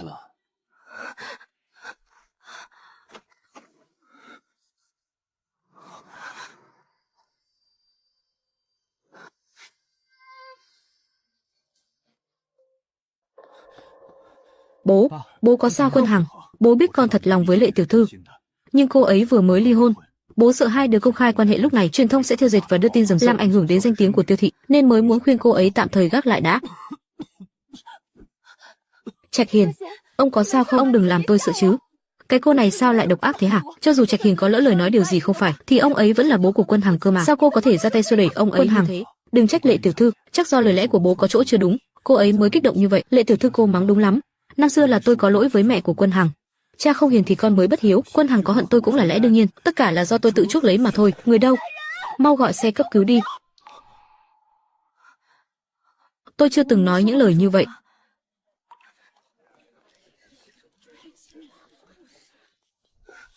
Cô và Quân Hành là người của hai thế giới khác nhau. Vòng tròn không thuộc về mình thì đừng cố chen vào. Nếu không người chịu xấu mặt chắc chắn sẽ là cô. Anh Quân Hành, tình hình của Chủ tịch Tiêu vẫn chưa rõ ràng. Sao anh có thể một người phụ nữ mà bỏ mặc ông ấy chứ?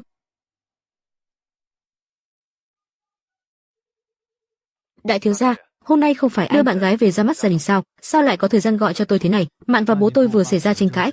Cậu lái xe của tôi đi tìm cô ấy, nhất định phải trấn an cô ấy. Sao lại thành ra thế này? Tôi biết rồi. Bác sĩ, bố tôi thế nào rồi? Báo cáo bệnh nhân được chẩn đoán chấn động não nặng kèm theo tụ máu trong báo cáo ông ấy còn bị bệnh tim rất nặng, hiện tại chỉ có thể điều trị bảo tồn. Có để lại di chứng hay không thì vẫn chưa thể nói trước. Người nhà nhất định phải chú ý đến tâm trạng của bệnh nhân, tuyệt đối không được để ông ấy bị kích động. Thượng binh phạt mưu, binh bất huyết nhật, Lệ Mạn Lô. Đây mới chỉ là khởi đầu.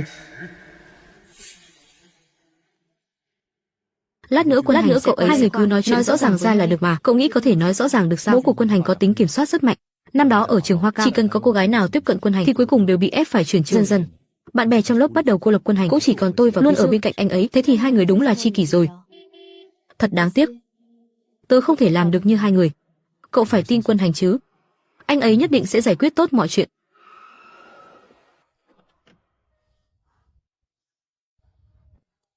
Có hiểu lầm thì phải giải quyết ngay, phải biết lên tiếng chứ.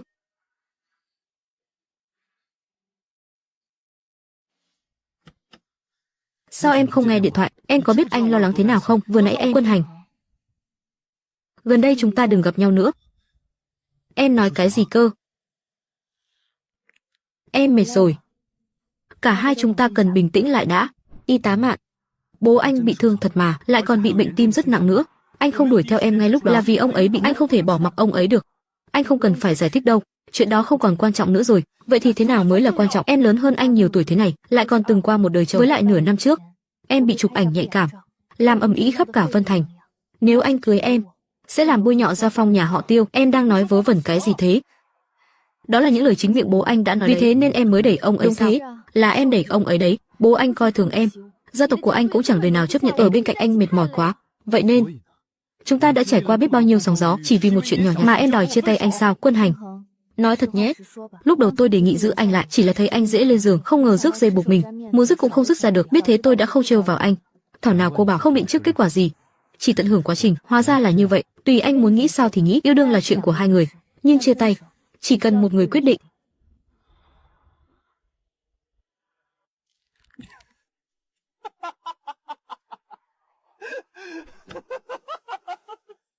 Lệ Mạn Lô, từ đầu đến cuối cô chưa từng muốn bước vào thế giới của tôi, cô chỉ coi tôi là trò tiêu khiển, có phải không?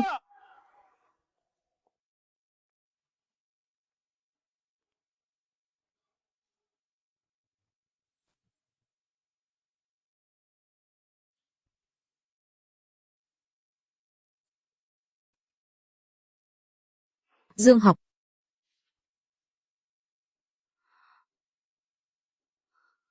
ký bản thỏa thuận này đi, viện phí của bà ngoại anh tôi lo. Ngoài ra mỗi tháng trả anh 20 vạn, nghỉ 2 ngày cuối tuần, nghỉ trọn vẹn các ngày lễ theo quy định.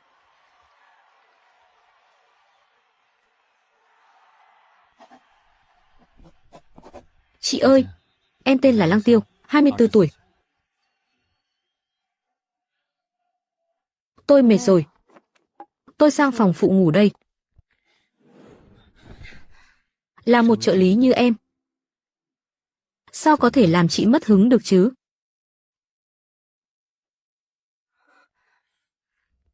Điều 6 của hợp đồng. Bên B cần cung cấp dịch vụ độc quyền, bao gồm xoa dịu cảm xúc và giải tỏa áp lực. Kim chủ không có quyền từ chối dịch vụ giải tỏa áp lực của em.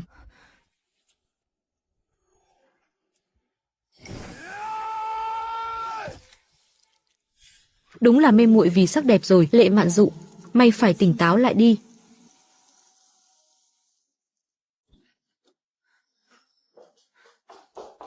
Lệ tổng, không xong rồi, 5 khách hàng cốt lõi của công ty đồng loạt hủy hợp đồng, số hàng tích trữ theo đơn từ nguyên liệu đến thành phẩm đều bị tồn kho hoàn toàn, giờ phải làm sao đây? Lý do hủy hợp đồng là gì? Họ nói sau khi dùng sản phẩm mới đã xảy ra phản ứng dị ứng nghiêm trọng. Tin tức này đã lan truyền ra ngoài, các khách hàng vừa và nhỏ cũng bắt đầu rút lui. Bên cung ứng giống như đã bàn bạc với cả đều hủy bỏ thời hạn thanh toán nợ, chỉ chấp nhận thanh toán bằng tiền mặt, âm thầm trao đổi nguyên liệu của chúng ta, tung tin đồn gây hoang mang, rồi ép buộc khách hàng hủy hợp đồng với chúng ta. Tiêu Trạch Hiền quả nhiên đủ tàn nhẫn.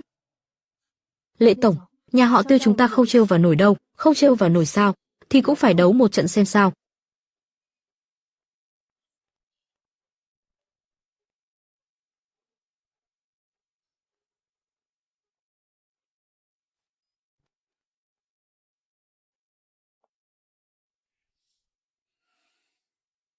Ông đến đây làm gì? Toàn bộ khách hàng cốt lõi của Lệ thị đều hủy hợp đồng, dòng tiền đã bị đứt gãy. Tiếp theo có phải chủ tịch Tiêu muốn phái người rót vốn để tiếp quản Lệ thị, rồi đá tôi ra ngoài? Lệ tiểu thư, tôi không hiểu cô đang nói gì cả. Bản thân tôi còn lo chưa xong, thì làm gì còn tâm trí đâu mà lập mưu hại cô. Tôi không mang theo bút ghi âm, điện thoại cũng không bật chức năng quay hình. Tiêu Quân Hanh không có ở đây, ông không cần phải diễn kịch nữa đâu. Trong số những người đàn bà tôi từng giải quyết, cô đúng là người đặc biệt nhất. Nhưng cũng chẳng sao cả. Kết cục của cô cũng sẽ giống hệt bọn họ thôi. Vở kịch cô diễn trong thư phòng hôm đó, tôi đã không vạch trần trước mặt Quân Hanh. Đúng như ông mong muốn, tôi đã chia tay với anh ấy rồi. Tại sao ông vẫn không chịu buông tha cho Lệ thị? Vì tôi rất hiểu Quân Hanh. Nó không phải là đứa dễ dàng bỏ cuộc. Vậy ông muốn thế nào? Tôi muốn cô gả cho Lăng Tiêu, để từ nay cắt đứt hoàn toàn hy vọng của Quân Hanh. Nhà Thanh sụp đổ từ lâu rồi. Ông thực sự nghĩ mình có thể một tay che cả bầu trời sao?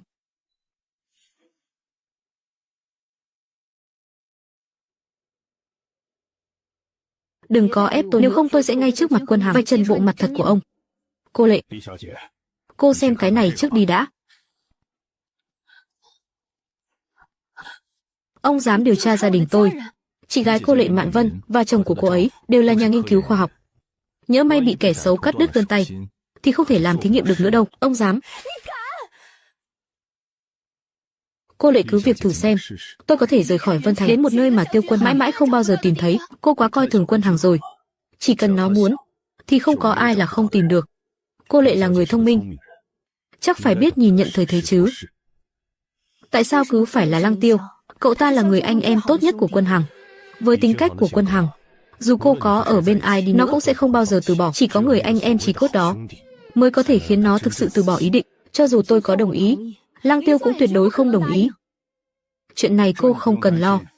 Bà ngoại của Lăng Tiêu đang cần thuốc nhập khẩu. Nếu cậu ta không nghe lời, tôi tự có cách cắt nguồn thuốc đó.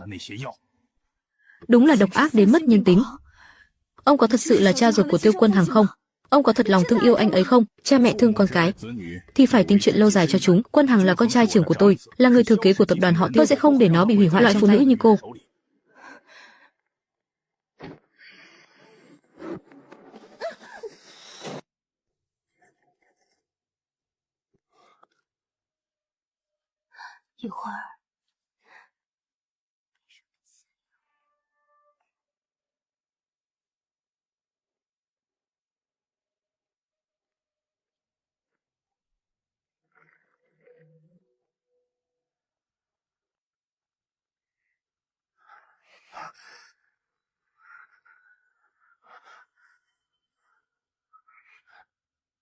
Anh Quân Hành, anh uống nhiều quá rồi, em đưa anh đi nghỉ ngơi.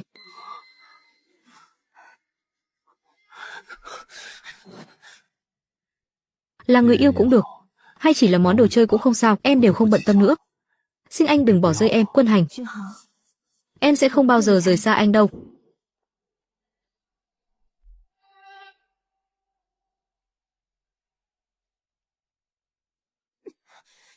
Cô không phải Lệ Mạn, cút đi.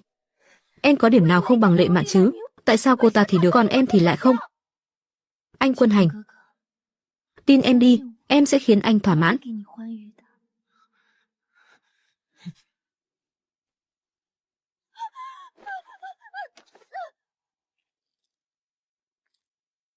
Tiêu Quân Hành, anh thà tự làm đau mình cũng không chịu ngủ với em. Rốt cuộc em có điểm nào không bằng Lệ Mạn chứ?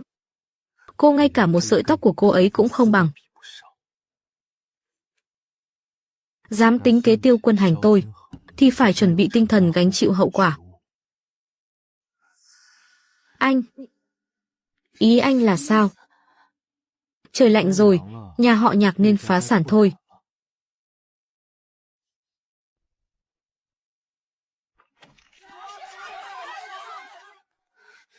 Này,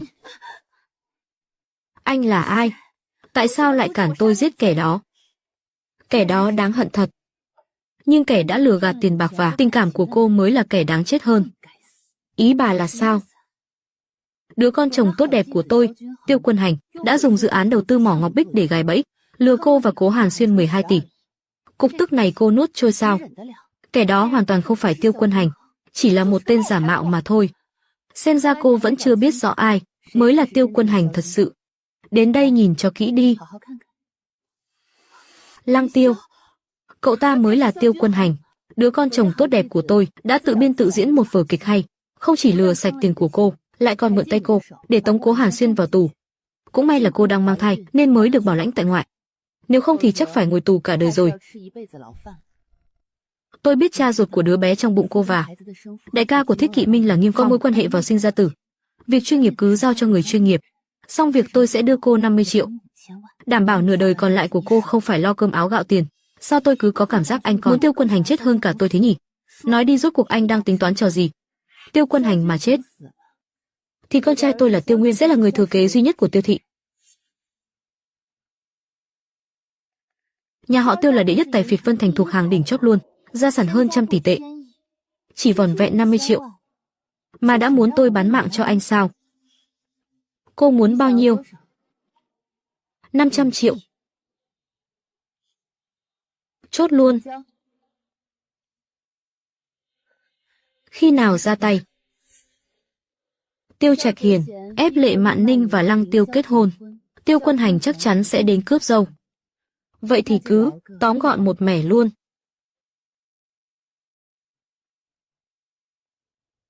Lệ tổng, bố của Quân Hành đe dọa tôi, nếu không kết hôn với sếp thì sẽ cắt thuốc của bà ngoại tôi sắp phát điên lên rồi đây này, nên mới chạy tới bàn bạc với sếp. Tôi cũng chẳng khá hơn là bao. Tiêu Trạch Hiền lấy anh rể và chị gái ra đe dọa tôi, còn chơi xấu cả công ty của tôi nữa. Lăng Tiêu, cậu có dám chơi lớn một phố không? Cái gì cơ?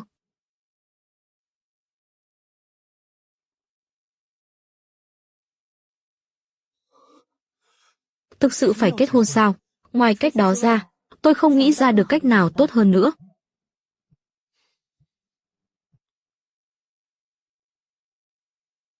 Sao thế? Không có gì đâu.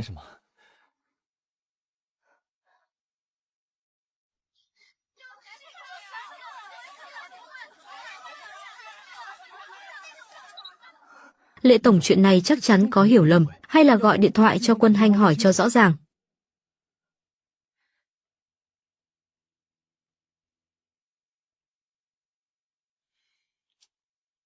Tiêu tổng, trước đây có tin đồn nhảm kiểu này, ngài đều dập tắt ngay lập tức.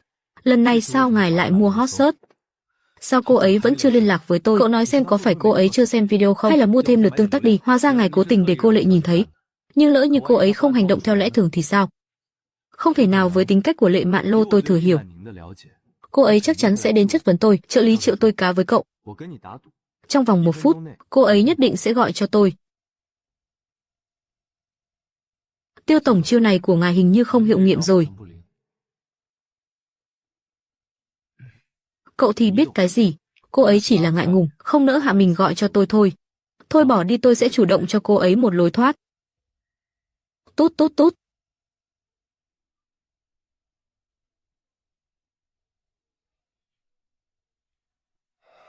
Người phụ nữ này dám chặn số tôi luôn rồi.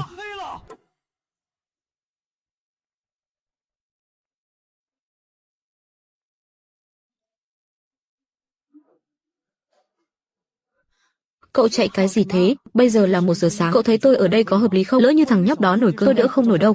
Tôi phải trốn thôi.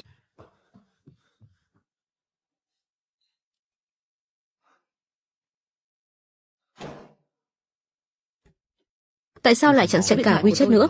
Một người yêu cũ đủ tư cách thì nên biến mất như đã chết rồi. Cách làm của tôi có vấn đề gì sao? Video trên mạng em đừng tin. Là Nhạc Thiên Thiên gài bẫy anh, nhưng anh không mắc bẫy. Ngay ngày hôm sau anh đã bán khống cổ phiếu của Nhạc Thị, Nhạc gia đã phá sản và rời khỏi Vân Thành rồi. Nói xong chưa? Bây giờ anh có thể đi rồi. Vội vàng đuổi anh đi thế sao? Sao thế? Trong nhà giấu người khác à? Tiêu Quân Hanh, anh muốn làm gì?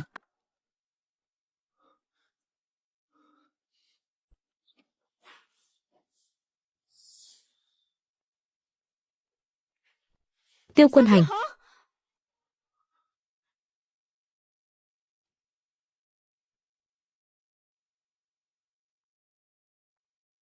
Đủ rồi. Chúng ta chia tay rồi, anh không có quyền lục soát nhà tôi.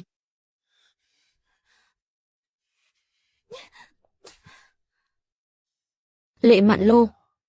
Cô đúng là đồ lẳng lơ, hư hỏng hết chỗ nói.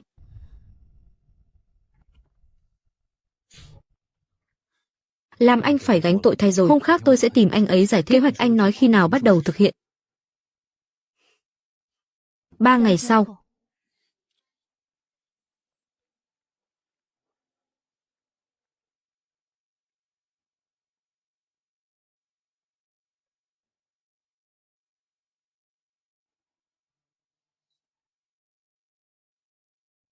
Anh ta quả nhiên đã đến. Đến ông trời cũng đang giúp tôi. Sao anh lại đến đây? Người phụ nữ tôi yêu nhất kết hôn với người anh em tốt nhất của tôi. Làm sao tôi có thể không đến chúc mừng Quân Hành? Anh đừng kích động. Cô câm miệng cho tôi. Người ở trong nhà vệ sinh tối hôm đó có phải là anh ta không? Nói đi. Kính thưa quý vị quan khách, kính thưa các bạn phóng viên, tôi và Lăng Tiêu bị ép buộc kết hôn. Người ép buộc chúng tôi chính là chủ tịch tập đoàn Tiêu Thị, Tiêu Trạch Hiền. Lệ tiểu thư, cô cáo buộc chủ tịch Tiêu ép buộc có bằng chứng gì không? Đương nhiên là có.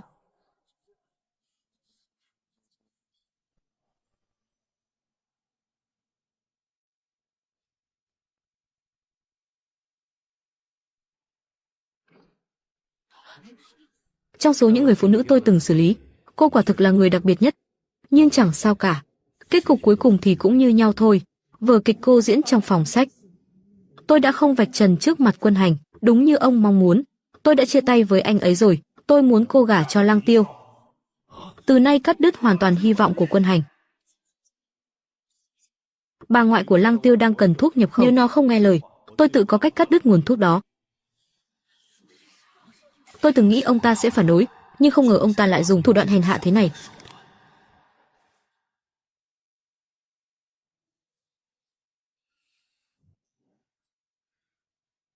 Tôi và Lăng Tiêu vì gia đình của mỗi người mà từng nghĩ đến chuyện thỏa hiệp. Nhưng giờ tôi hối hận rồi. Tôi quyết định nghe theo con tim mình, không cúi đầu trước thế lực xấu xa. Hôm nay lấy video này làm bằng chứng. Nếu sau này Lăng Tiêu và người nhà tôi xảy ra chuyện, nhà họ Tiêu chính là hung thủ. Như vậy, âm mưu của Tiêu Trạch Hiền đã hoàn toàn bị vạch trần trước công chúng. Bất kể là vì danh tiếng của nhà họ Tiêu hay để giữ hình tượng, ông ta cũng sẽ phải kiêng dè không dám làm. Đường là gia tộc tài phiệt, chỉ vì muốn chia rẽ hôn nhân của con trai mà lại dùng đến thủ đoạn bị ổi thế này, thật là vô liêm sỉ. Chuẩn bị ra tay.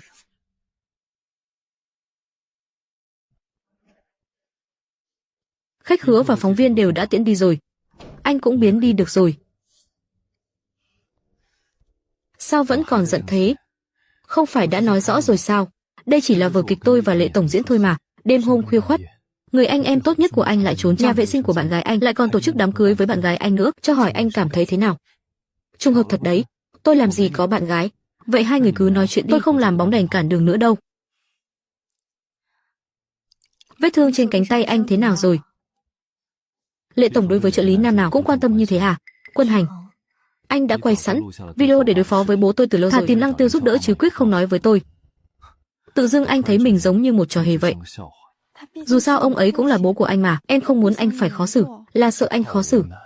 Hay là vì em vốn dĩ không hề tin tưởng anh, trong lòng em, anh chỉ là một bạn giường không tồi đúng không?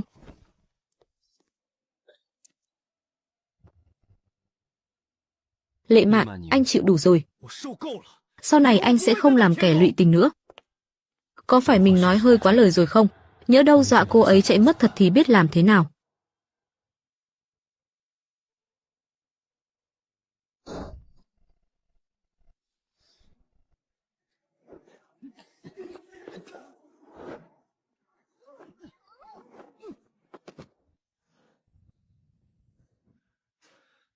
Các người là ai thế?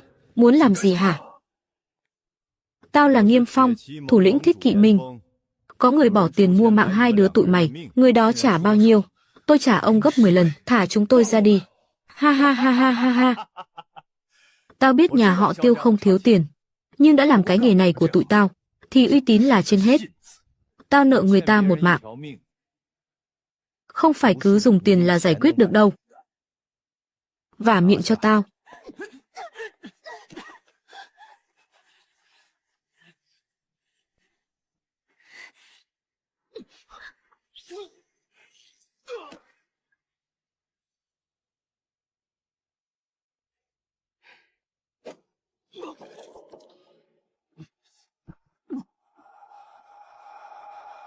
Tiêu Quân Hành, sao anh lại ngốc thế chứ? Đúng là một kẻ si tình. Vậy tao sẽ thành toàn cho tụi mày. Á, hừ. Anna, cứ nhắm vào tôi đây này. Yên tâm đi, bây giờ sẽ tới lượt mày thôi. Được rồi. Chủ mưu còn chưa tới, đừng để tụi nó chết vội.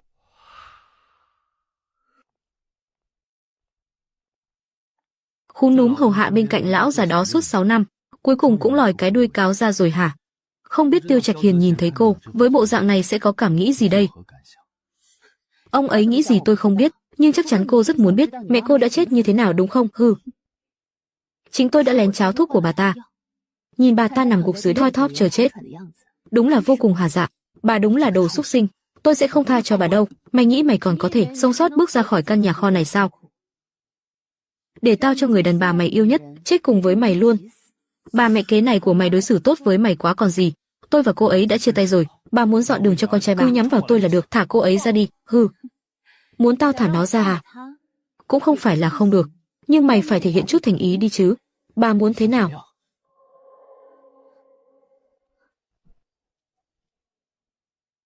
Chỉ cần mày quỳ gối đi hết con đường giải thủy tinh này, tao sẽ thả Lệ Mạn ra. Thấy thế nào? Tiêu Quân Hành đừng nghe lời mụ ta. Tiêu Quân Hành, mày có quỳ hay không đây? Tao chỉ cho mày 3 giây để suy nghĩ thôi. 3. Lệ Mạn, hãy sống thật tốt nhé. Mỗi năm đến Tết Thanh Minh nhớ ghé thắp cho anh nén nhang trước mộ, nhưng mà đừng dắt theo bạn trai đấy, anh sẽ ghen lắm. Thế thì anh làm người tốt cho chót đi. Để lại cho em khối tài sản 10 tỷ nữa, nếu không em lấy đâu ra tiền bao trai bao.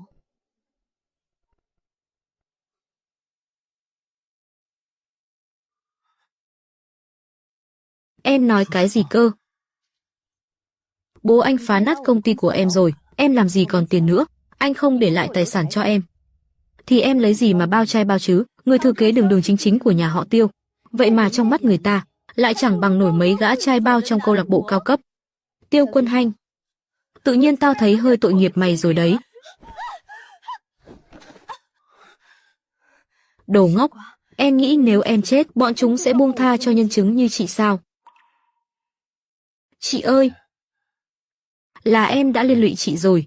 Em xin lỗi, người phải nói lời xin lỗi là chị mới đúng. Cuộc hôn nhân đổ vỡ với Cố Hàn Xuyên, khiến chị cực kỳ sợ hãi chuyện tình cảm. Chị sợ cuối cùng chúng cũng sẽ đi đến bước đường cùng, trở mặt thành thù.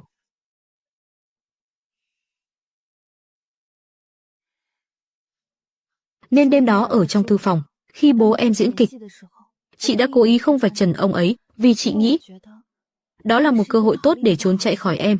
Chị thực sự rất hối hận. Tại sao lại phải sai lầm của người khác để làm tổn thương chính mình? Làm tổn thương người thực sự yêu thương chị. Tiêu Quân Hằng, em có thể tha thứ cho chị không?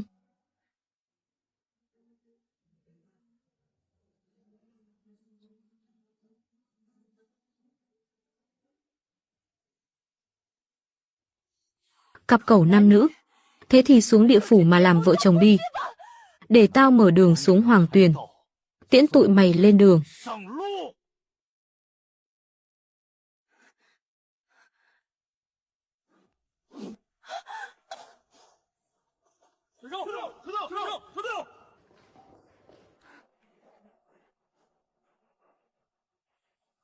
Lăng Tiêu, là cậu báo cảnh sát sao? Sao cậu biết bọn tôi gặp nguy hiểm? Dĩ nhiên là nhờ Lệ tổng thông minh của chúng ta rồi.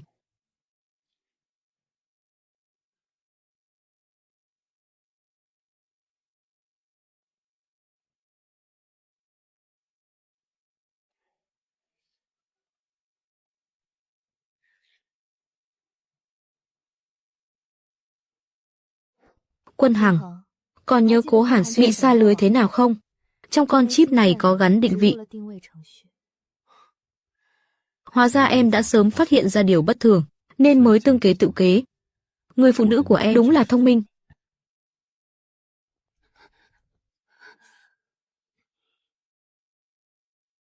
Tôi muốn tố cáo Diêu Lan. 6 năm trước, bà ta đã đánh tráo thuốc của mẹ tôi, khiến bà ấy phát bệnh rồi qua đời. Đây là vu khống, mày có bằng chứng không? Tất nhiên là có.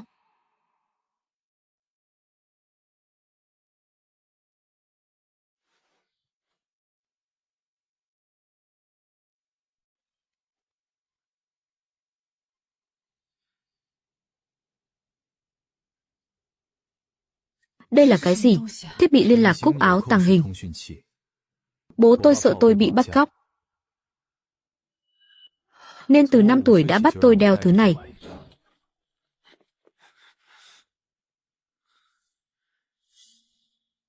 Lúc người của Thiết Kỵ Minh xông vào, tôi đã gọi cho bố tôi rồi.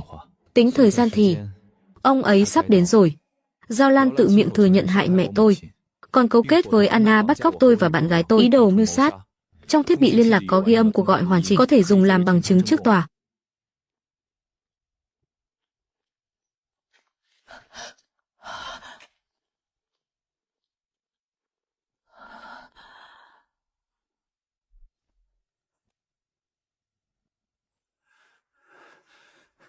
Mụ đàn bà độc địa này, tôi đã tin lầm cô rồi.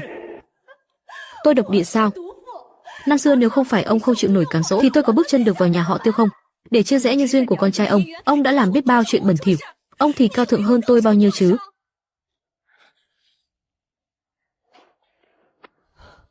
Giao Lan, bà bị nghi ngờ liên quan đến vụ bắt cóc, mời đi theo chúng tôi về đồn để tiếp nhận điều tra. Quân Hành, con không sao chứ? Con không sao, ngược lại là bố đấy.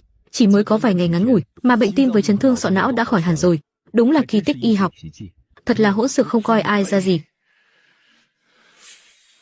Lệ tiểu thư, cô đúng là lợi hại thật đấy.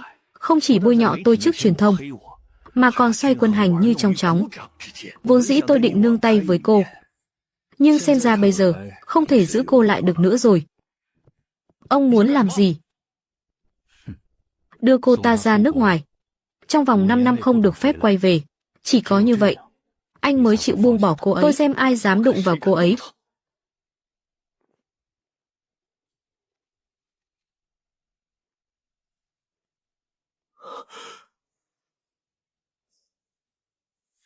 Tiêu Quân Hằng, con định vì người phụ nữ này mà ra tay với bố mình sao? Sau khi mẹ con qua đời, con thực sự hận bố thấu xương, nhưng bố yên tâm đi, bố là cha con là con, dù con có ngỗ nghịch thế nào cũng vẫn hiểu đạo lý hiếu nghĩa.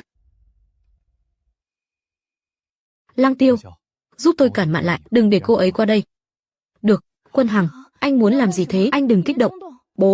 Bố đã nuôi nấng con hơn 20 năm qua, hôm nay con sẽ đi hết con đường đầy mảnh thủy coi như để trả lại ơn nghĩa cho bố. Mày có ý gì hả? Nếu bố đã không thể chấp nhận mạn, thì cứ coi như không có đứa con trai này đi.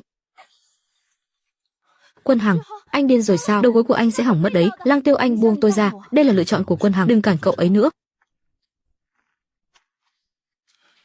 Đủ rồi, ngày mai bố sẽ quay về Mỹ, con muốn làm gì thì tùy con.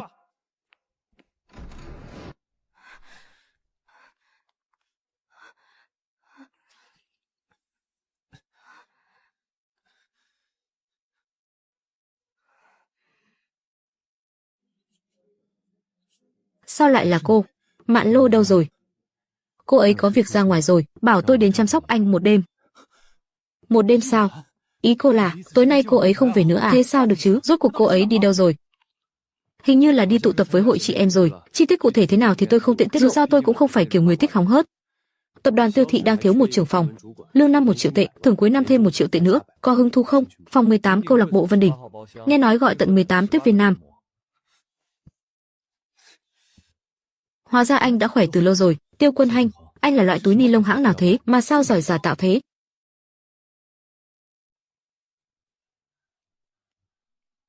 Các chị em cứ tự nhiên đi. Tối nay cứ chơi tẹt ga đi, tôi bao hết. Ôi Mạn Mạn chịu chơi quá. Thế thì hôm nay chúng ta không say không về nhé. Ồ. Trời đất ơi. Tiếp viên nam ở câu lạc bộ bây giờ sao mà chất lượng thế này chứ? Đúng là cực phẩm nhân gian mà. Dám vứt anh ở nhà một mình, để tự mình ra ngoài ăn chơi đàn đúng, đã thế còn gọi tận 18 tiếp viên nam nữa chứ. Lệ Mạn Lô em giỏi lắm đấy, em trai đẹp trai quá đi mất. Hình như chúng mình gặp nhau ở đâu rồi thì phải. Chị gái có cần em phục vụ không ạ? Dù em rất đẹp trai, nhưng chị đây chỉ được ngắm chứ không được chạm vào đâu. Tại sao thế chị? Vì chị có bạn trai rồi, chị yêu anh ấy lắm, chị phải giữ thân như ngọc vì anh ấy. Thế sao chị còn gọi nhiều tiếp viên nam đến vậy? Mấy đứa bạn thân của chị vừa ở nước ngoài về, đây là tiệc đón tụi nó về nước. Mấy cậu này là gọi cho tụi nó cả đấy.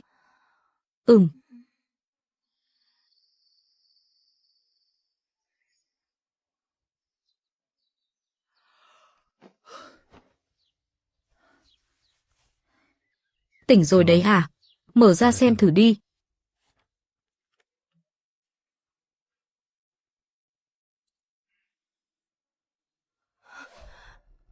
Thế này là có ý gì vậy? Ai cũng bảo đàn ông hễ có tiền là đồ đốn. Bây giờ anh chuyển toàn bộ tài sản đứng tên anh sang. Chị không cần phải lo lắng đâu. Ngoài ra chị ơi, em tên là Tiêu Quân Hành, 24 tuổi, cao 1m86, sở hữu cả cơ liên sườn, cơ ngực và cơ bụng, thể lực cực tốt lại vô cùng dẻo dai. Giữa phong cách cuốn con và sói hoang, em có thể thay đổi vô cùng linh hoạt. Trời ơi, thế này thì phạm quy quá rồi. Mình sắp không kiềm chế nổi. Chị xem em có phải tốt 18 cậu người mẫu nam mà chị đã. Bây giờ em chẳng còn một xu dính. Chị biết cầu xin chị gia hạn hợp đồng, thời hạn là trọn đời. Ký hợp đồng thì được thôi, nhưng trước tiên chị phải kiểm hàng đã.